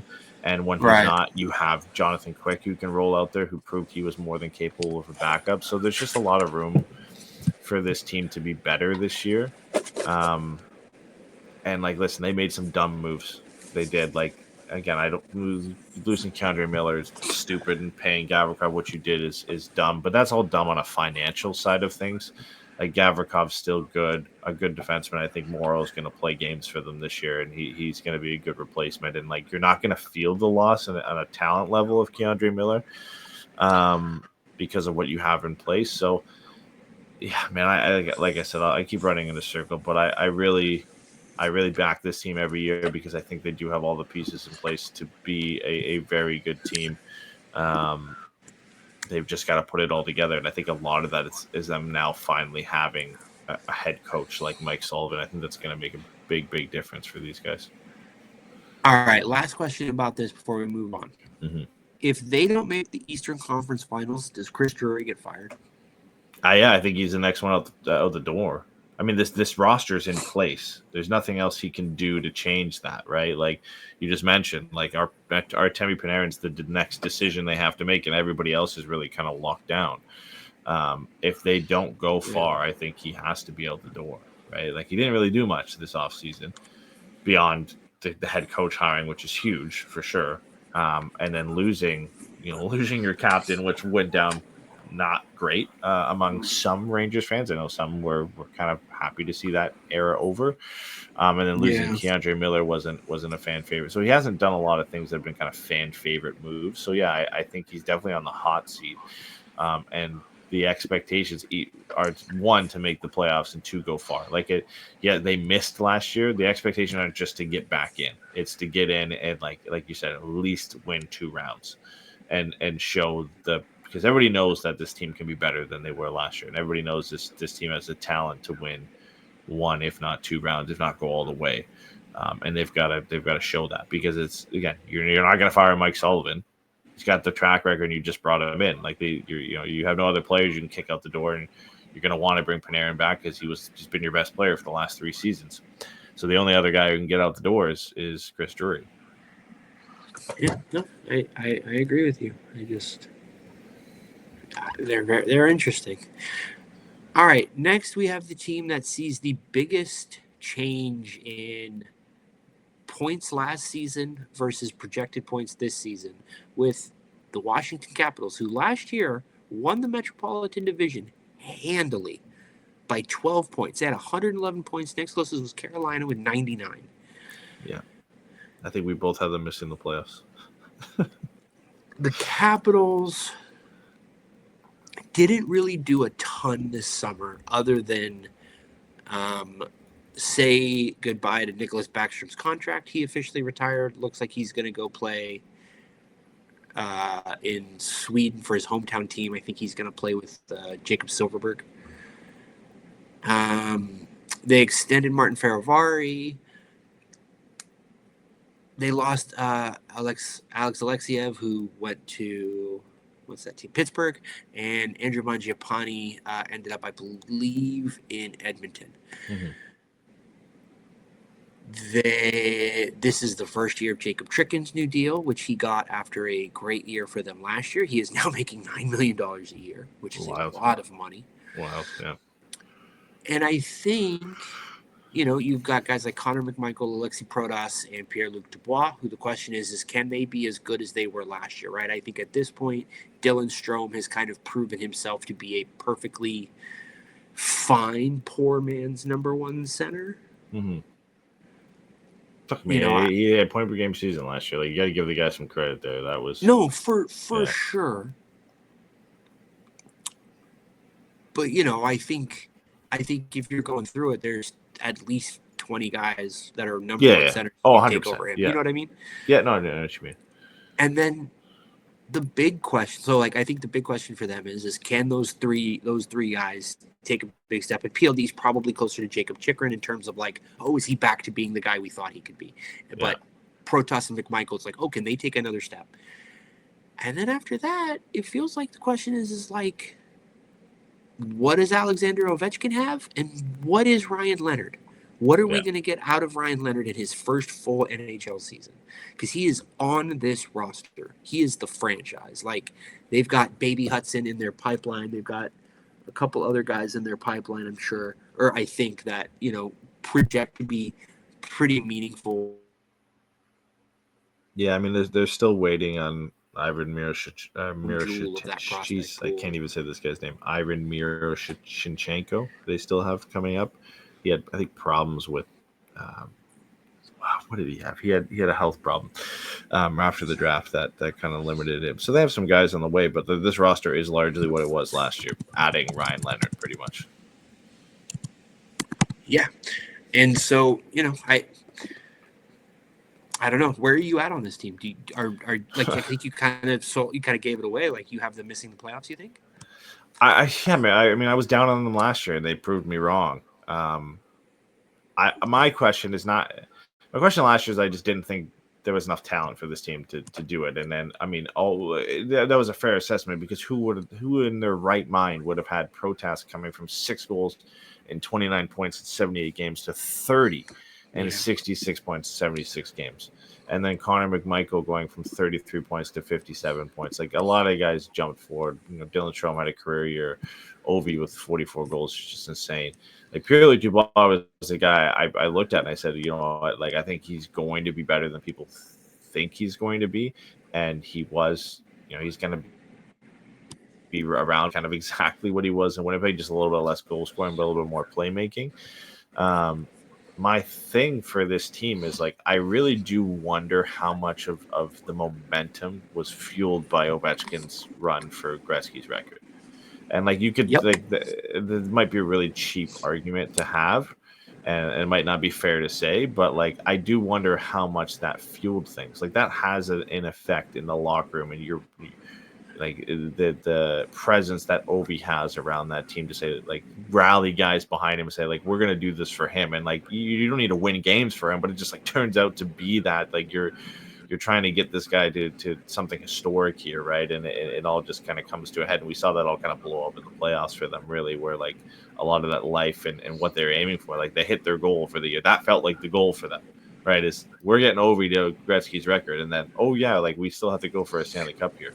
And it felt like a lot of that gas just kind of went out the tank at that point. They expended a lot of their energy to get there. I think they're still going to be a good team. I still think they're going to be in the mix. I don't have them in my top 3. I think Vegas has them slightly still in the top 3, just above the Rangers, but I'd put them below. Certainly enough talent in this team, like you mentioned. Dylan Strome deserves enough credit now of being at a floor, a 60-point player, and this is probably his ceiling of being a point per game guy. I think it's hard for us anymore to say that Ovi's wheels are going to fall off, because they probably just aren't, because this guy's just going to score 40 goals as long as he wants to play in the league. It seems like he doesn't even move anymore, and he'll still score 44 goals in 65 games. Dubois seems like this is just where you can expect them at. Wilson, like, again, nobody had like amazing years that you wouldn't expect them to get again, other than maybe Protas. I think McMichael is a good enough prospect to say, can he hit 26 goals and 57 points again, playing, top minutes for this team, top 6 minutes? I think that's fair. Chychrun and Carlson, I think that's fair production. Everybody else is whatever. Protas is the big one for me, but I don't think like a major drop off from Protas can't be supplemented by a really good rookie season from Ryan Leonard, right? So I don't see like a ton of things changing with like the production from this team, even the goaltending from this team. I think the talent is what the talent is. I just wonder how much of their success was fueled by that run from Ovi. And again, it might be a cop out to say that, but it's just a very interesting team to look at and see how they're going to do this year. Because on paper, I wouldn't put them above the Rangers, the Hurricanes, the Devils, but they'll be in the mix. And if last year wasn't a fluke, and if it wasn't just because of the whole Obi situation, then they can prove me wrong again, because I had them missing the playoffs last year. So I'm a little bit higher on them this year than I was last year. But I still don't have them in it. It's weird to say the team that ran away with the division, I don't have them in the top 3 this year, but it's just the way it goes with Washington. It's just a weird team to assess. Yeah, I think Spencer Carberry is at this point a good coach. Like, I think it feels fair to say he's a good coach. Yeah. I think Logan Thompson is probably a good goalie. Yeah. I think there would have been concerns about how is he going to be outside of Vegas, but he seems to be fine. Mm-hmm. But then like they are like Columbus in the fact that, just like you said, like there is a degree to which it very much feels that emotion was a big part of their play last year and what they were able to achieve as a team. And maybe if Sean Monahan doesn't miss, a good chunk of games, Columbus is in a different spot and they're a little bit closer, but whatever. He's got the record now. I wonder how motivated Ovechkin is going to be. Like, how much is he going to be able to rally these guys around? So, like, yeah, maybe he's going for 1,000 and he's still just like, I actually don't even care that I passed Gretzky. I'm going for something no one's ever done. I mean, listen, they could just run it back, because is this not Ovi? Did Ovi not say this is his last year? Like, this is the retirement tour? Or did he say he was coming back? I thought he said he was done after this. I don't think he's made a comment either way. I don't remember hearing anything from him either direction specifically. I would not be surprised if this was his last year. But, like, if he gets to... Let me see. What is he at right now? He is at 897. If he gets to, like, 940, like, if he puts up 40-plus goals again next year, do you think he's not going to come back another year to see if he can get to 1,000? Like, he'd probably have to do 2, you would imagine. Sure, he would. But my point is like, it's on the table at that point, right? Yeah, for sure. And it's just like, how much does Ovi care? Like, maybe he does. I don't know. I think that's what this season is about, right? Is about how much does Ovi still care about this? Like, how motivated is he going to be on a nightly basis? Like, we've already seen that his defense has just absolutely just disintegrated into dust. On Blue Sky, Michael Blake McCurdy posted a really funny chart of like his effect on like shots and expected goals generation. And like, he's still one of the best players in the league in terms of generating expected goals, and also one of the worst players in the league in terms of preventing expected goals. Yeah. And so it's just going to, but maybe PLD being comfortable and taking another step, maybe Ryan Leonard, like maybe Tom Wilson. Like, there are these arguments you could make that kind of talk yourself into, well, his like night to night role can diminish, but his overall impact on this team can stay at a high level. Like, yeah, maybe. I don't think I have them in my top 3. I think I have them behind the Rangers. And I think that has a lot to do with me just like I don't like John Carlson, I don't have a ton of time for him anymore. You know who's I don't know that I was ever overly enamored with him. Go. No. Yeah, I was going to say, you know who's a real dark horse player for them that could just all of a sudden come out of nowhere? I don't think he starts the year with them, but Andrew Cristall is a really, really interesting piece that they have in their prospect pool. Absurd numbers in the WHL last year. I think it was like 132 points in like just over like 50 games, like under 60 games, so over 2 points a game. And then he had like 41 points in 19 games in the playoffs for the WHL. Like clearly way too good for that level. A guy who fell in his draft year, but like continually somehow, like, I mean, I hit 40 goals and 111 points in 23-24, and then got better than that. Like, he's just consistently gotten better every year after year after year. He'll probably start in the AHL, but he can't go back to junior. He's done I think he's done 5 years there, but so he's done well over the time he can do. He's 20 years old too, so he hits that threshold. So that's an interesting one, man. Like, it's not like there's a lot of players in front of him that he can't make a role and find a role for himself if he has to. Mm-hmm. Yeah. So you've got him and Leonard and like Tarek Parasak and Ivan Miroshnichenko. So you've got some like interesting pieces. Like Hendrik Lapierre is still there and can take a step forward. Like, just there's some little pieces there. You're like, okay, like, even if Ovi has to take a step back, whatever. Like, the team is good enough that they can still do pretty well. But yeah, I do wonder about Ovi's momentum, because like you said, like, if the goal for him was to get Gretzky's record, and like if there's like a sub goal of like I'm gonna hit 900 goals, well, he's gonna do that fairly quick because he's at 897. If we're looking at points, if that even mattered to him, the real only next guy he's gonna catch is Sakic, who's like 18 points in front of him. The next guy in front of him is Sid, who's just gonna continue to draw that lead forward, and then Lemieux is 100 points in front of Ovi. So like Ovi will break into the top 10 and be 10th, and that's likely where he'll finish his career, unless he plays a couple more seasons. But like, what's the momentum there to like go from 10th to 9th? You know what I'm saying? Like, it has to be 1,000 goals. It can't be moving up the leaderboard. It has to be definitively establishing himself as the greatest goal scorer this sport has ever seen. Mm-hmm. That's what it is. That's the only thing it can be. Making a big enough dent to get ahead there. But I think a lot of that would just, I don't think he's going into the season with 1,000 as a goal. I think that would be something that develops across the season. Like if he has another year like last year and he's, finding himself on pace for 40 again and thinking, okay, like I'm going to finish the season around like 940, 941, 942. Like there's a real shot. If I stick around for 2 more years, I can do it. But I don't know if Ovi's going to stick around for 2 more years. Like, he's said when he's done, he's going back to Russia. Like, that's it. He's out of here. I think there's a very easy, nice, clean cut out for him that he's going to still finish his NHL career being a very good player.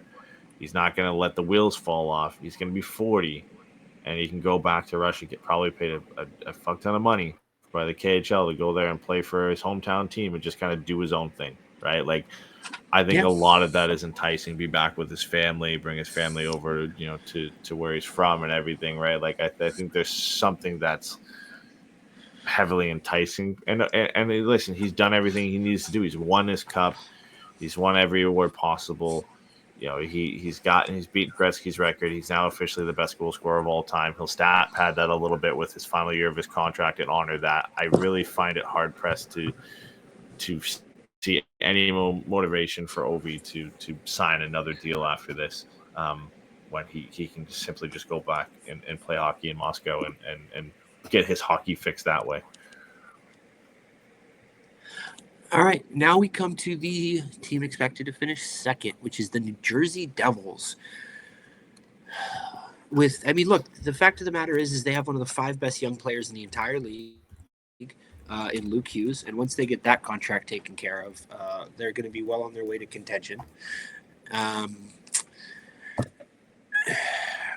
added Dadonov. I don't think they added, that I remember seeing in my notes, that they added anybody else really of any note to this team.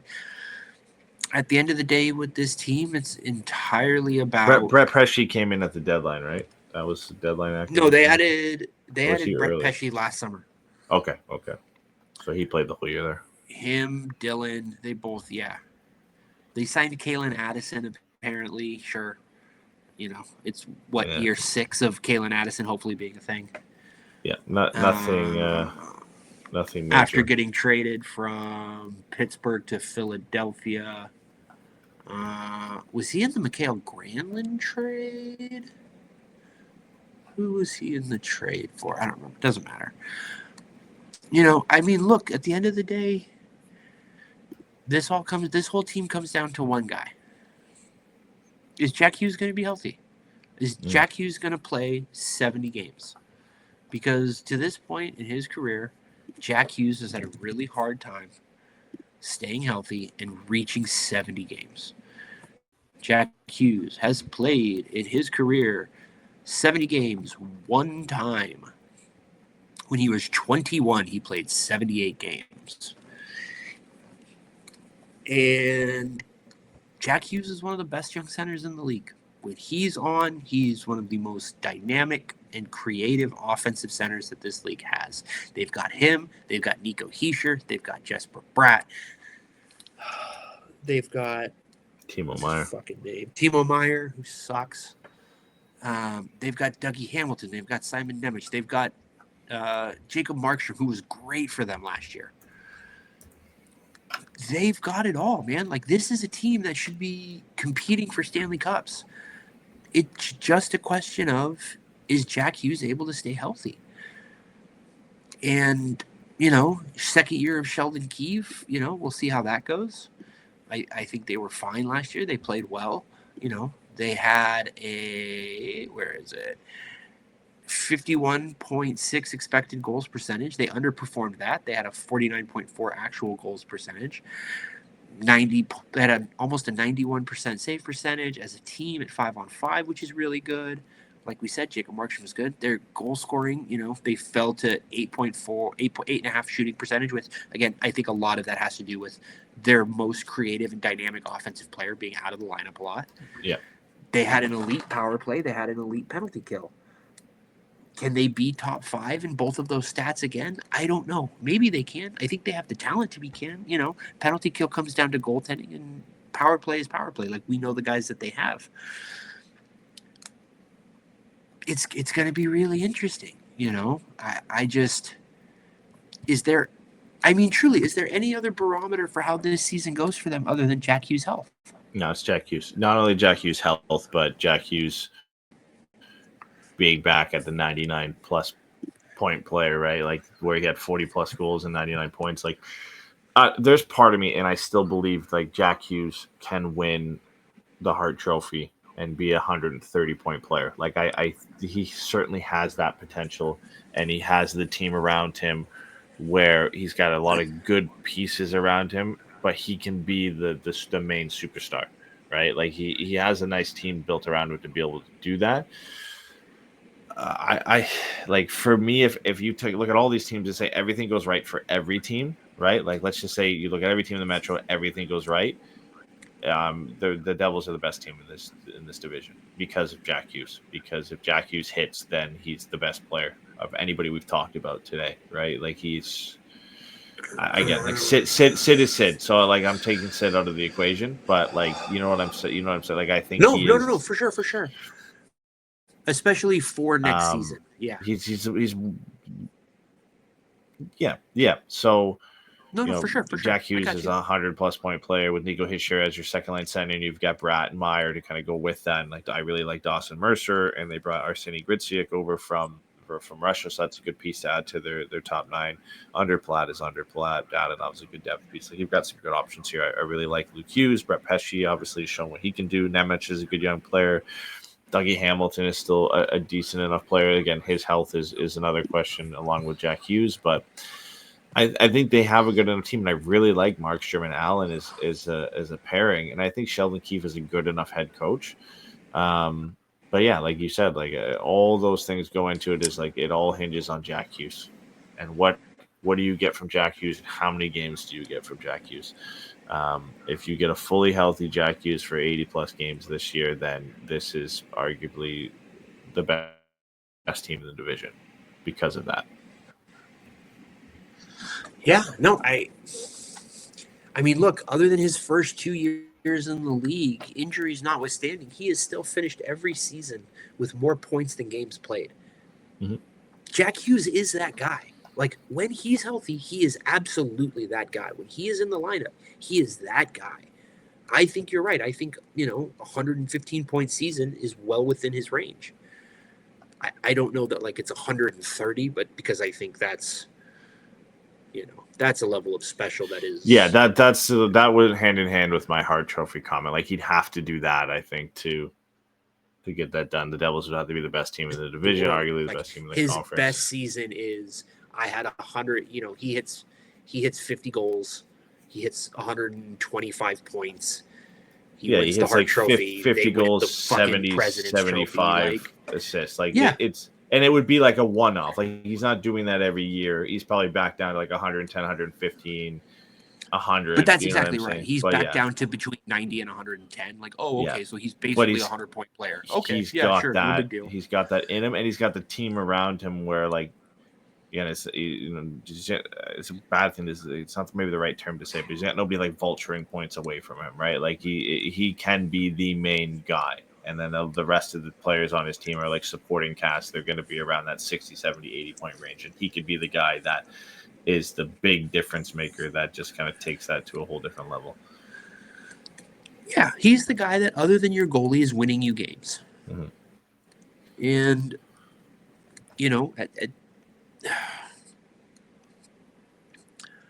you are talking me into wanting them to win the division.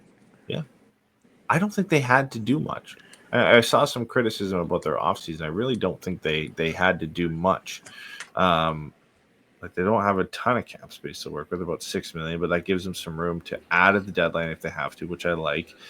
But I think that the core of what they have here is good enough. And that $6 million is going to go away when they sign Luke Hughes to a stupid contract. Sure, but I mean, yeah, as in terms of adding something at the deadline, it certainly gives them some potential. I don't know how much they're going to have left, if any, but there could be some wiggle room there. But I don't know. I do like the team, and I think they looked at their roster and said, like, we should have been better than 91 points last year, but for whatever reason, Jack Hughes' health, Dougie Hamilton's health, and just I think missing Jack Hughes for 20 games, you probably win 10 of the other games that he's in the lineup for if you have him, right? Like, he's that good, so that they'll put you right up there with the Hurricanes and the Capitals. I'm sure they looked at that and said, listen, as long as you can keep this kid healthy and everybody else stays healthy, we have a shot easily at winning this division. So I just find it hard to not see them being better than they were last year. Obviously, I think Vegas thinks so too, having them at 99.5 points. I think that's certainly within the realm of possibility. And then again, like, they have that potential because of Hughes and what he can do, where they could be, 100. They could be out there with those projections that they have for Carolina. Yeah. No, it'll be interesting to see, because I just, I mean, I guess the other question you have with them is if everything goes right, will Sheldon Keefe be able to make the adjustments necessary in the playoffs to win? Because we've seen him not be able to do that in the past with Toronto. So it's going to be really interesting, man. I think that they're not the most interesting team, because I don't think there's a world where, they're one of the worst teams.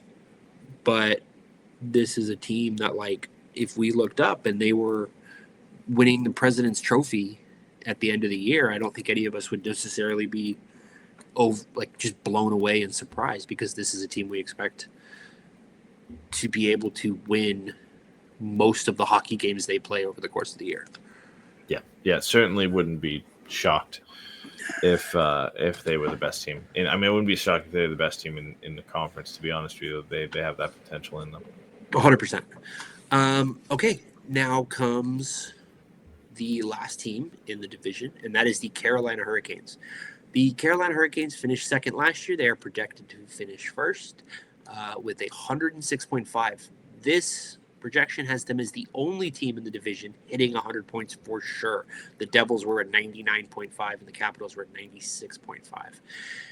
The Hurricanes were kind of a mess last year. You had the entire Mikko Rantanen trade. You had the entire Mikko Rantanen trade. You have the Mitch Marner of it all. You have like the team kind of falling apart. Then you get into the postseason, and I feel like you kind of have Rod Brind'Amour and Eric Tulsky kind of not being on the same page, and Brind'Amour making comments about like, yeah, I don't know why we would trade for a guy if we didn't think he was going to stay. You know, it didn't feel as smooth as it normally does there last year. Yeah. And at the end of the day, they are still a team with a suboptimal 5v5 save percentage. They had an 89.5 save percentage last year. I just don't know how many years in a row you can ask Rod Brind'Amour to make up for, and Jacob Slavin, to be frank, to make up for the fact that Freddie Anderson and Peter Kochetkov just aren't as good as you want them to be. They are good enough to win games in the regular season, but they are not good enough to steal games in the postseason. I think this team could get exposed because this season, like, goaltending has been an issue, but this team just plays such great defense that it hasn't mattered. Again, like, number one penalty kill, and just like the way they play as a unit, the way Rod Brind'Amour sets them up, like they're just, it's one of the toughest, if not the toughest team to play against defensively. That defense core looks awfully different this year beyond just Jacob Slavin being the one standalone guy who's still there. And I'm not saying, you know, Orlov and Burns make a major difference defensively for them, but you know, the returning Orlov guys was miserable last year by all accounts, which is great.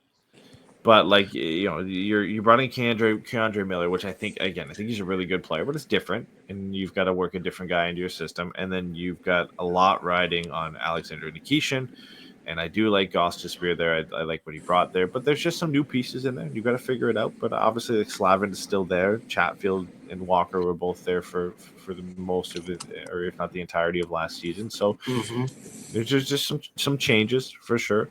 And then obviously, like, the big swap out is like what the Rantanen thing is what it is, but like he didn't play a big role in the Hurricanes' success last year, so it really is Netchas for Nikolai Ehlers, which I think is like it is what it is. No, because they got Logan Stankoven in that deal. I mean, yeah, trade on the back end, and for production wise, but they also signed They also signed him to a long-term extension. They made him a core piece of this team moving forward. He is the player outside of Kuznetsov with the best chance of being a high-end goal scorer on this roster. Svechnikov? No, outside of Svechnikov, it's No, I know what you're saying. It's Stankoven.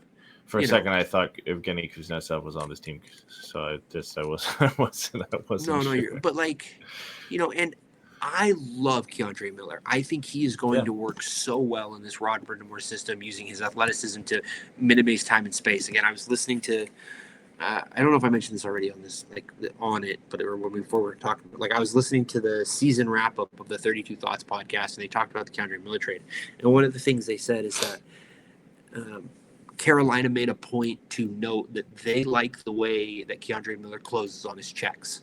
Mm-hmm. And for a team like Carolina that wants to use, you know, that boring cliche of using defense to create offense and to generate opportunities moving the other way and to generate a number of chances at the opposite end and be able to minimize the number of chances. Like, and I know that, again, that sounds very cliche and like basic, but like they are a volume shot team on offense and a minimizing volume shot team on defense. Like that is their actual identity. They are not interested in trading chances. They are not interested in limiting shots from X places.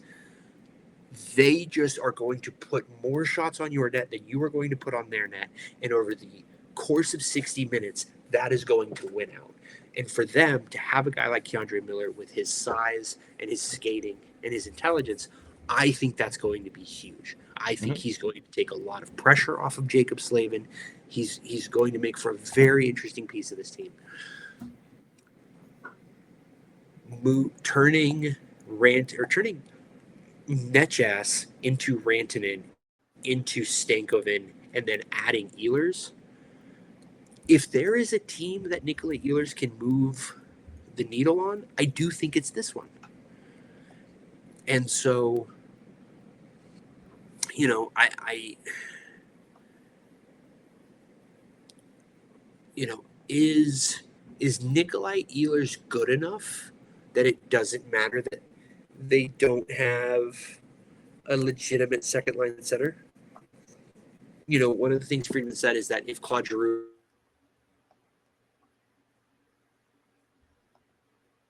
space right now, I think they've got over $10 million. Yeah, $10.5 million in cap space. They can be aggressive.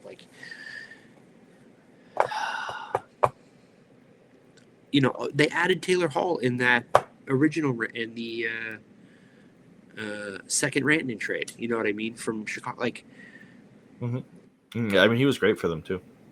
Is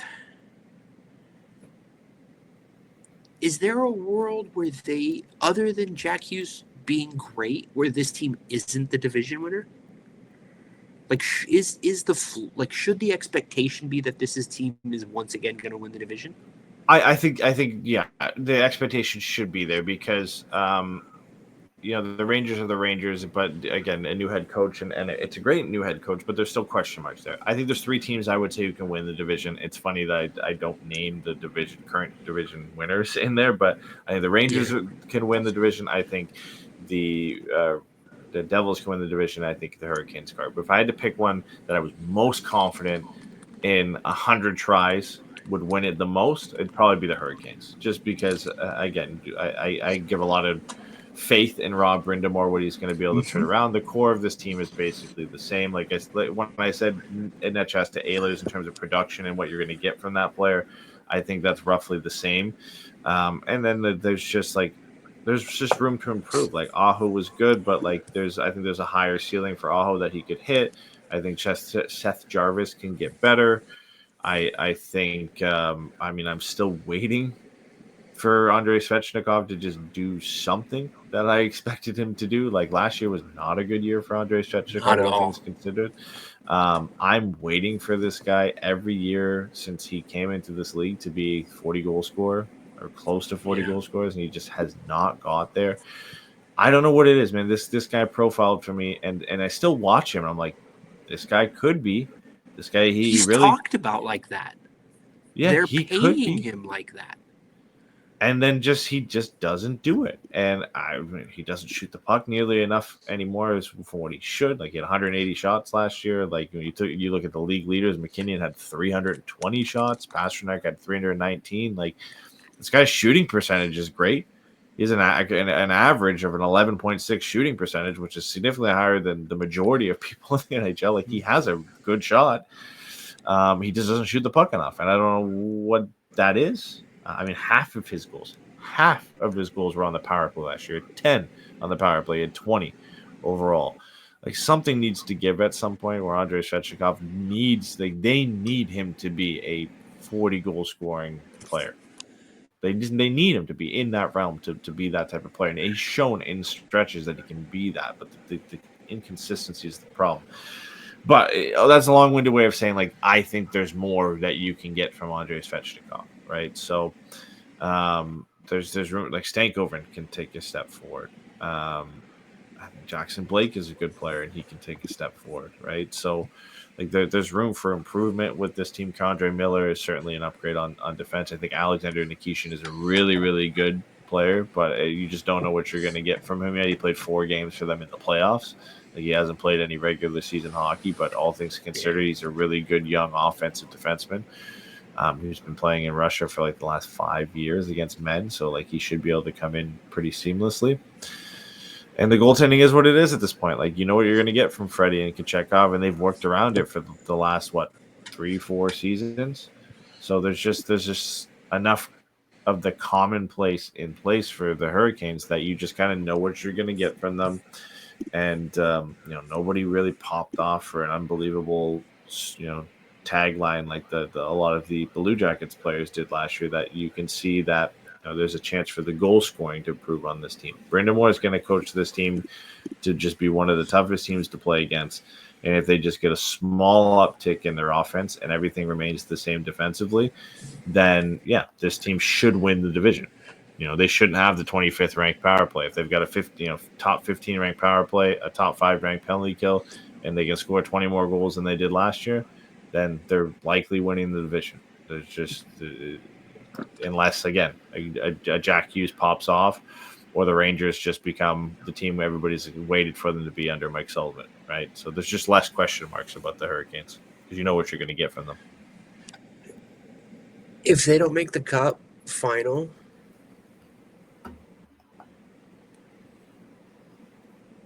do they fire Brindamore? I find it so hard to do that because the Hurricanes have a great team, but they don't have like they finally got that in Rotten, and then he went out the door so quick, right? Like they don't have like the superstar, right? And I really like Aho, I like Jarvis, I like Svechnikov, but they don't have that guy that the rest of these teams have. Like again, like Panarin's that guy. Jack Hughes is that guy, right? Like there's teams that have those guys. Ovechkin's even that guy. I mean, listen, he's at the end of his career, but like the Hurricanes don't have that guy, and I don't put any of the. I think the job Rod Brindamore is doing, I think any other guy in charge of this team, they are in the mix for third or fourth in this division. I really think that. Like they are a talented team, but like a lot of their success comes down to the way, honestly, that Rod Brindamore has to coach this team. They have to be one of the best teams defensively in the league. They've got a really talented roster, but it's not an upper echelon team offensively. They just aren't that, and they're getting there.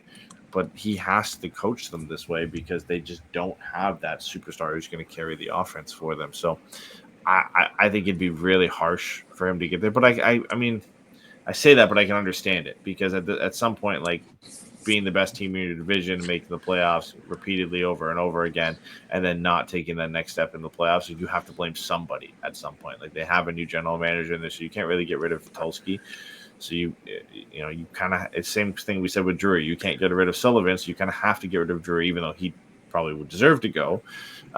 You clearly can't get rid of anybody else, so you kind of, to just change things up, you kind of have to get rid of Brindamore. I do think if that happens, you'll really see what he gave to this team, because I think with the same roster, this team will do much worse without Rod Brindamore behind the bench. Look, man, I think Rod Brindamore is one of the very best coaches in the entire league. Like, you do not have to sell me on him. I think he's fucking incredible. I also think it is a better than 50% chance that this time next year, this is Peter DeBoer's team. It's certainly, it's the expectations are significantly higher for the Hurricanes than almost anybody here, because they've just kind of been consistently one of the better teams in the division for a long time here, consistently making the playoffs, going deep enough in the playoffs that Rod Brindamore has been able to keep his job, but then just not getting over the hump and making a final. I don't think they have to win. I just think they got to make a final for him to. I agree. I even think that if they lost to Florida, he might keep his job. But if they lose in like the Eastern Conference Finals to who did they lose to last year? Did they lose to Toronto? No, they lost to. They lost to Florida in the Eastern Conference Finals. Did they? Okay. Yeah, you're right. Yeah, 4-1. If they lose to Toronto in the Eastern Conference Finals, Rod Brindamore's getting fired. Like, and again, I just pick that as another team that needs to get over the hump kind of a thing. Yeah. Yeah, no, that's fair. If they lose to Tampa Bay, I think Rod Brindamore's getting fired. And I think it will be a mistake, but I also understand why, if you're Eric Tulski, you're like, yeah, man, I don't trust that I have all the time in the world for this to work. And at what point do I see if a new head coach can get more out of Andrei Svechnikov, who, like you said, I need to be better. Like, I need him to produce at a 35 to 40 goal level in order for this team to hit the ceiling that we all think it has. Mm-hmm. And I just, I keep coming back to the fact that I don't understand how after 4 years of Frederik Andersen, you think a fifth year is the right decision. But that's what they're doing. And they seem to think that it's fine. And I think if they keep Freddie Andersen and lose Rod Brind'Amour, they're going to find out how not fine it is. And I just wonder. I really, really wonder. I think Rod Brind'Amour is on a new team next year. Yeah, too bad we didn't wait. Hire a new coach for this year instead. One more year of Corona. Could you imagine Rod Brind'Amour coaching Connor McDavid? Yeah, I honestly, that probably could be the place. I mean, that would be at the top of the list of places he'd probably go, right? Is Edmonton. Because that's the type of guy they need there to coach some defense into that team and just figure it out. Yeah. Yeah, I don't want to think about that, man. The Oilers with Rod Brind'Amour as a coach is a scary thought to think about of what damage they could do. But the offensive talent they have, it's a whole completely different makeup. But yeah, that's not a fun thought to think about. I don't want to think about that one. So, all right. I think at this point, the only thing left for us to do is for us to go and say what we think the division looks like at the end of the year. Okay. Do you want to start at the bottom? Yeah, we'll just go one by one. We'll say each of ours at each level. All right. So 8th, last, I have Pittsburgh. Yeah, I have Pittsburgh too. All right. 7th?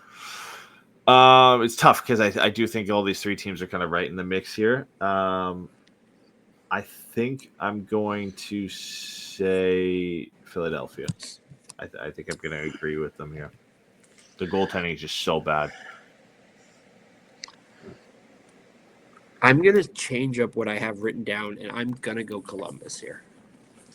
It's going to be close. I feel like Columbus, the Islanders, Philly are going to be within like 4 or 5 points of each other. Like, it's going to be very close. Yeah. All right. 6th. I'll probably. I don't want to go in the same order as they have here, but I think I'll go Columbus. I think there's going to be enough regression there that I'll go Columbus. All right. I am going to take Philadelphia. So that has to mean we both have the Islanders at 5, right? Mm-hmm. Okay, good. I was going to hope you didn't shove them somehow into the top 4. Yeah, Islanders at 5 for me. Who do you got at 4? Do I think there's a world where this team hates itself so much the Rangers underperform? I don't think that's there. So I will go with the Capitals. Yeah, I'm in the same boat. I think. Well, I mean, I'll underestimate the Caps again and probably be proven wrong. But at least we're not saying they're missing the playoffs this year. So they could be. They're fighting. They're in a wild card spot. They are in a wild card spot. Yeah, Washington for me is number 4. This is where things get a little spicy for me. So I want to do this first. I will go Rangers. Okay, I'm going Hurricanes, number 3. Oh, I like it. I am going to go...